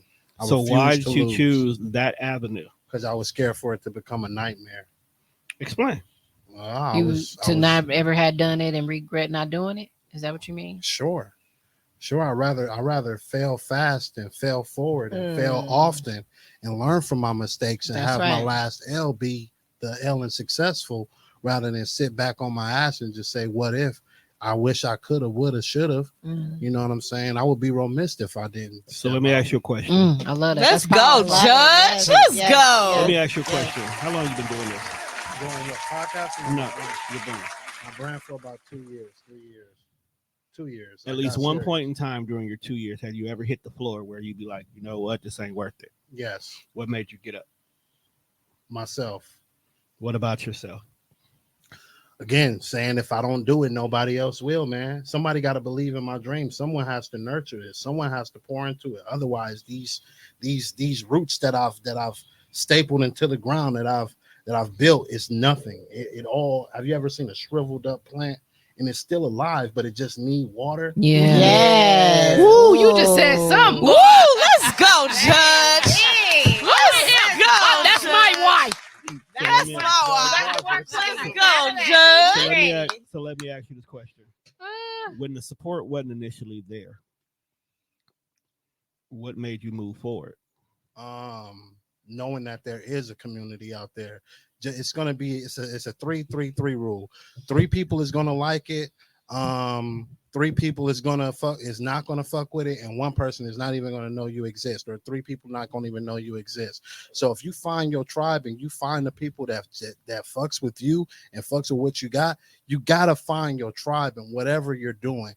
Otherwise, no matter what you're doing, you're not gonna succeed. If all of us sold a bottle of water at $3, we got all of these $3. That's 3, 6, 9. Damn, you're fine. I don't understand.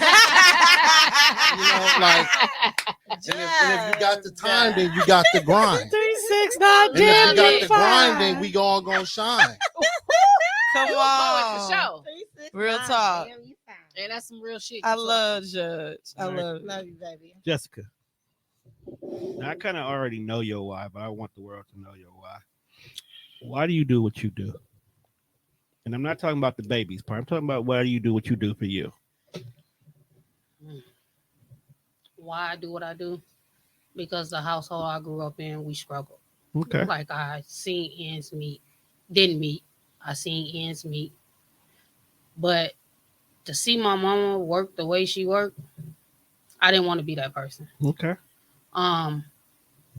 The worst thing somebody can tell me that just light my fire, tell me I can't do something. Mm-hmm.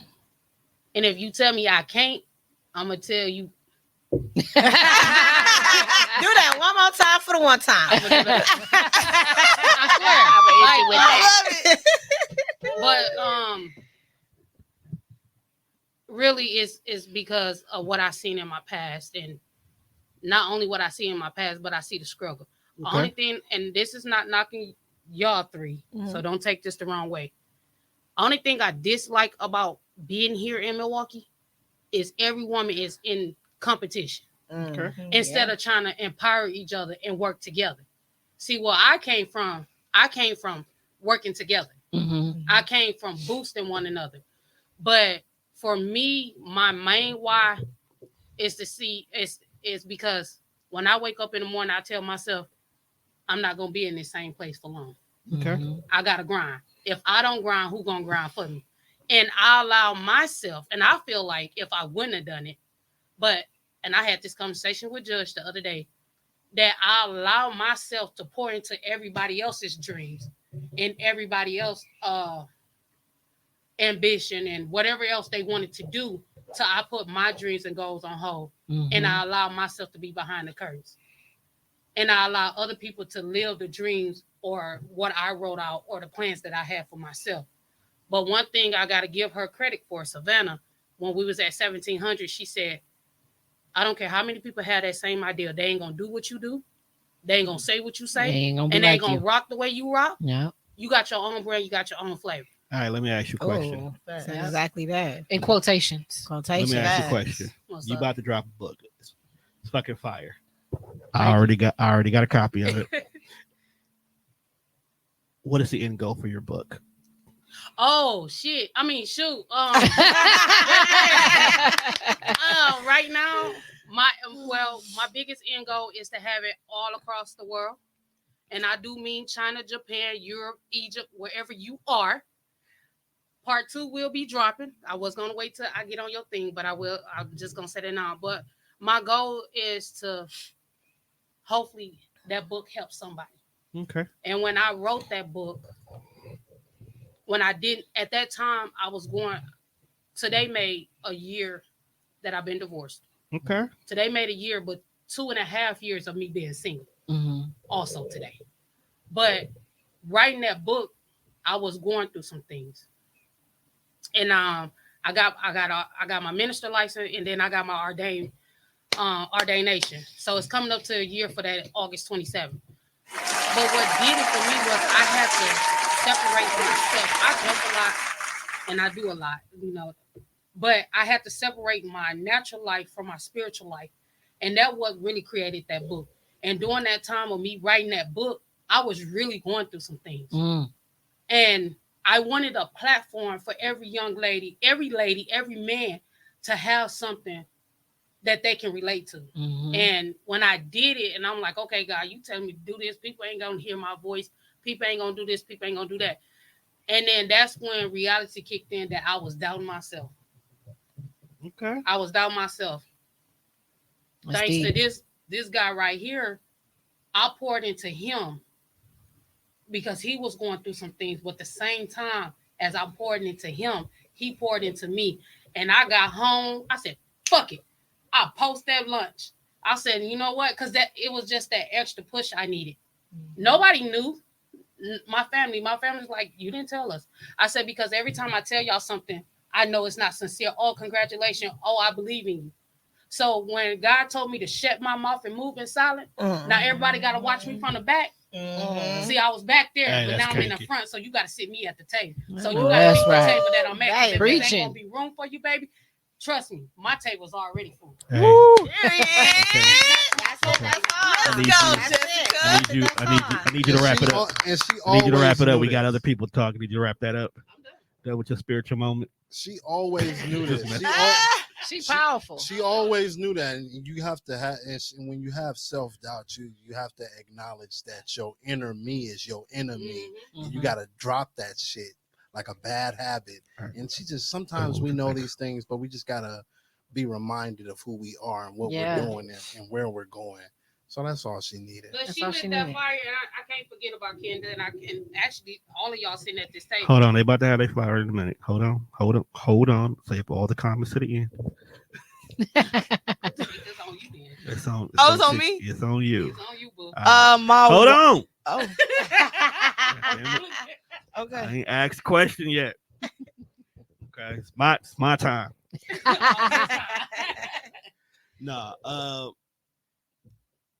You're a comedian. Contrary to popular belief, it's probably one of the hardest professions to do. It's oversaturated, it's underappreciated, and it's dope. What is your why? Because I truly have seen you grind harder than most of the comedians I know, and I damn near know every last one of them in the city, and then some. Shout out to Kelly Kells. Shout out Kelly Kells. I love you, boo. Shout out Kells. We love you. So what is your why? What makes you get up and go to a show where it may be 5 people, it may be 500? What keeps you moving? Honestly, to be real, comedy saved me. Okay. There was a lot of things that played a part in me becoming a comedian, because like even just dealing with me being a single mother and being the woman that I am and being a Black woman, being bisexual, being a lot of things. Yeah. Shout out to sexuality as a spectrum. It is. Being who I am as a person. Like I said, comedy saved me. When it always, everything that was traumatic in my life always came back to me turning around and laughing at something, just to remind myself that it ain't that bad. It could get worse, but it ain't that damn bad. You know what I mean? Not if you can still laugh and smile. Exactly. Oh, so I definitely wanted to make sure that people know that, like, even though you going through something, maybe it might be something that I'm going through too. It might be something that we all can relate to. So it's like, it's not just you. Like, we all deal with shit, and it's a lot of shit. but at the end of the day, like I said before, comedy saved me, because there's been a lot of moments in my life where I feel like I couldn't make it, I couldn't do it, I didn't believe in myself, I lost inspiration, I lost motivation, I lost dedication, I lost a lot of things in the process.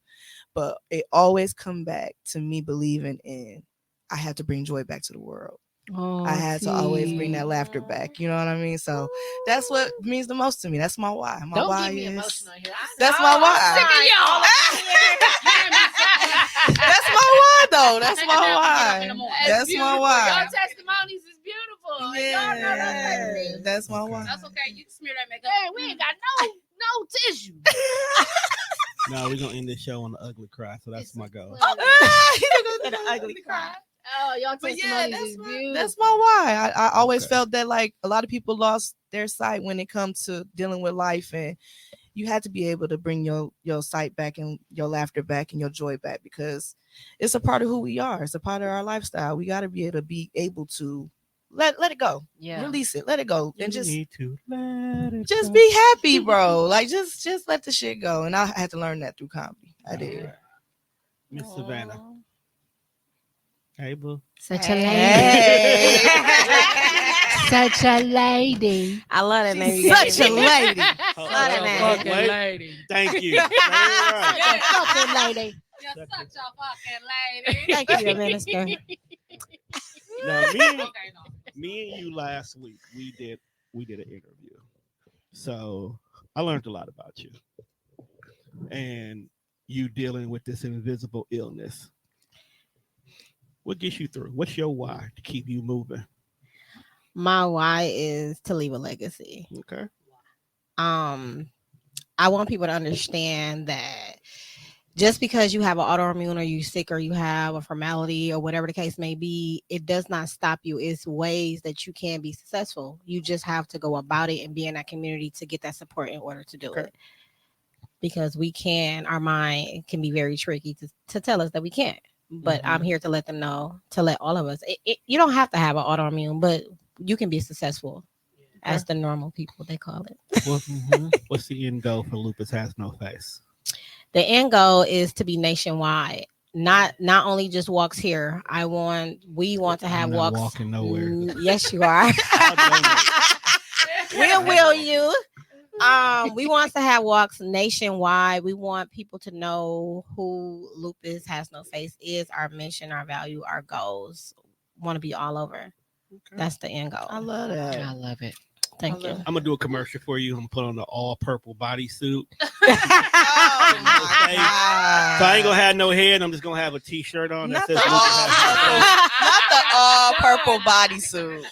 Tell me that commercial ain't fire. Yes. It is. I appreciate it. It is. The all purple bodysuit will be popping. I ain't gonna hold you.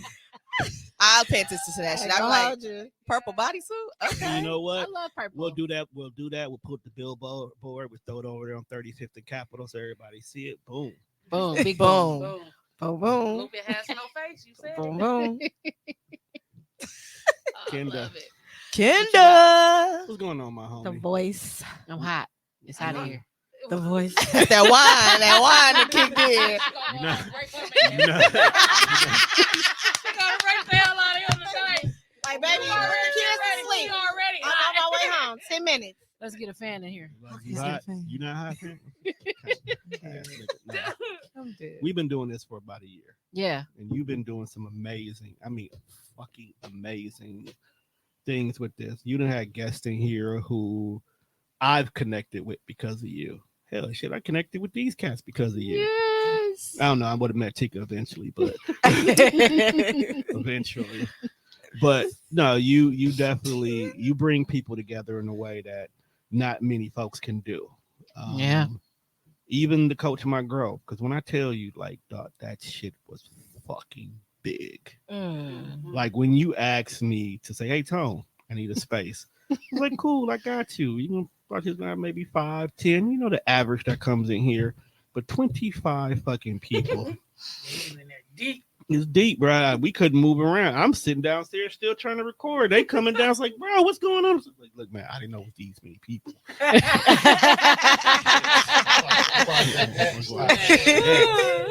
That's amazing. That's amazing. But at the end of the day, outside of Coach Monroe, matter of fact, yeah, let's even start there. Okay. Why? Man, I want people to understand that just because they struggle through something doesn't mean that they can't give other people the game. Okay. You know what I'm saying? Like, I just kept hearing that over and over. People kept saying, well, I had to go through it. You got to go through it too. No, the hell I don't. And neither do you. Because if you know something I don't know, and I know something you don't know, and flip that shit around however way you got to flip it, we all can contribute to each other's growth. We all can contribute to each other's elevation. And I just wanted people to really see that it takes a community. Right. You know what I'm saying? We got to have that mindset. It's really about how you think and what you really want out of things. Right. So that's what Coach My Growth is for me. Okay. Literally coaching each other's growth, coaching each other's ability to be accountable for what we want out of life. Yeah. And not just self-accountability, but community accountability. Nobody wants the community accountability. They barely want the self-accountability. Right, right. You know what I mean? So let me ask you this question. Now that you've actually have a realization of what and why you do this, you get on my nerves. When is the next one? what's stopping you from making that next step? Man, And don't say money, because you got the gift of gab. You can get somebody to give you money. I tell you what it is. People be wearing you out. But you know what? It's coming back. It's coming back. You want to know what mistake you made? It's the same mistake I used to make. Man, You don't use your team. You got a team of people behind you. You just got to get the right people in the right places, and I guarantee you, this shit will be smoother than you think. and that's what I'm working on. Just like I said, if each of us sold a bottle of water for $3, good. what we got? And damn, you 3, fine. 6, 9. Damn you fine. This nigga here. Man, the fact that that's a new logo for us is crazy. Anita, where the fuck you at, yo? She probably at She said, "Woo, Cheerleader. Next Generation 1, 2, or 3. Those are Right, day it's camps. coming back. It's coming back. I think, to be honest, I got exhausted. I know I got burnt out. you were doing It too took much. so much, and I'm one of them people where I did used to have that mindset of, if you want it done right, you got to do it yourself. And I hated delegating and leaving responsibilities on other people for my own vision, because then if it failed, I felt like I still failed because I delegated it to somebody when I should have took control of the circumstances, or I should have been there. And here's where you made your mistake, So, because I make this mistake too. That's the thing. Delegating to somebody else doesn't mean that you're putting responsibility in them.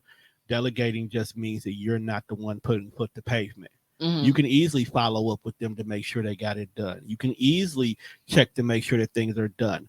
If I have 10 of y'all, okay, and I want to make a huge music concert, I damn sure can't do it all by myself. Mhm. So I'm going to use my 10 people.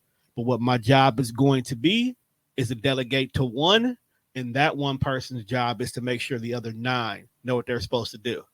My job is to come back to that one person and check on that person to make sure they checked on this person.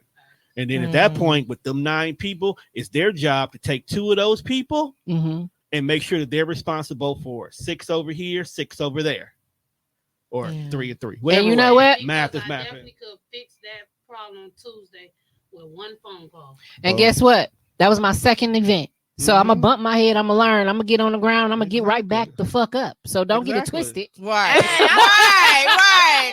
Right. You know, we fall down, but we get up. Right. Right. And the only reason why I've been in your ass about that, because you'll lay down on the ground and realize the ground is cold and it's cool and I'm comfortable right here. It's nice. We can't. She said it's nice. We can't be comfortable no more. I ain't dealing with this. We got shit to do. We got Scorpio gang. They Okay. Scorpio gang, Flex. bro. Don't disrespect them, bro. Don't bring them. They don't belong over here, bro. Keep them over there. Keep 'em over there. Sag life all day over here, baby. So Me and you on the same. Yeah, you already know. keep that over there. But you know what? I appreciate that. I appreciate you saying that. But yes, right now I'm just. Because I'm gonna say in your I ass. got. I until know do you it. is. Okay, I just want you to know that. We got time today. We got And time you know, I today. gotta worry about you and her too, because she be on me too. But you know what? I appreciate that. That tells me a lot about y'all, that y'all love me for real. Y'all care about me for real. Y'all see something in me. Y'all believe in the vision. And that's why we all here now.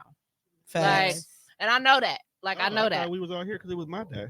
That part too. I thought it was because my dad. Well, that That too. part, yes, absolutely. Let's not forget the real reason. We know. The We real know. reason. But you flipped it on us for a little bit. So I now it's know. about us. I wouldn't be me if I didn't. True. All facts. But shit, it's 10 o'clock. Right. I was Parents, can do take you us know out? where your children are? You know- Man! Hey, y'all want to hear something funny? I really don't know where my kids is. They be bouncing between family members' houses that I won't know where they are until I call. That is fun. And it's not that I don't know it. Like they only go to 3 places, so it's not like I don't know. But you don't know. I just Yeah. don't know. I just don't know. It won't be until That's crazy because I made a out. joke about that not too long ago. I just about that want to say, Anita, You part of the squad. Right. We love you, Anita. You part of the squad. Anita, I'm just looking at what you saying to me and everybody here. Yes. And man, I loved you from the first day I met you. I just want you to know that. You know what? She's so dope, man. That's how I am. That's how I am with Aziza, the one y'all met on Saturday. Yeah. Same way. Yeah. She stay in my ass. Oh, that's so beautiful though. Like the connections. And you gotta keep them. That's another thing that just keep me going. I love the impact that I can put on people and that they put on me. I love that interaction, that engagement that it takes. You take that with you for a lifetime. You definitely do. It's good people out here in the world. It really is. It's hard to find them, but it's good people. It's not hard to find them. You got to be moving the right way. You want to know what the problem is? It can be. We are all naturally guarded because there's so many users and fuck people in the world that we won't show our true selves because we can't trust those around us. Yeah. Once energy matches up where healthy energy is received, then we open up like butterflies and good people will automatically gravitate to you. I love butterflies. You done said that twice already. Just so y'all know. Another why, because like how we find togetherness within our community. When we were by ourselves, I don't know, I could speak for myself, but I didn't have this much community within myself. You know, support is everything. It is. You know, it is. So like, if you're lonely, you'll die sooner. This is actually a true statement. Yeah. Of course it is. I'm Judge Rogers. Oh my God. Of course it is. I'm Judge Rogers. Judge, you funny. No, it's true. It is true. It is true. I believe. You know you gotta add that in there. Look, the point is you need people if you're going to live life. If you're going to be nurtured correctly, you got to be around the right gardeners. That's true. Yeah. I agree. Human beings were never created to be alone. That's why even when Adam was by himself, God immediately created gave him Eve. You're never meant to be alone. Yeah. We just don't function well. That's Anita, you need to put your guards down. Put your team to work too, because she be overly doing it. Eat some of those words. We love you. We're going to kidnap We're going to keep it real with you. That's funny. But with that being said, we have come to the end of your episode. We have definitely come to the end. I hope you guys enjoyed this episode of Mind of My Own Podcast. I appreciate every single one of y'all. Mr. Tonedef, you the man. You that man. Yes, sir. All right, y'all. We're going to sign out for the night. Have a good night. Good night, y'all.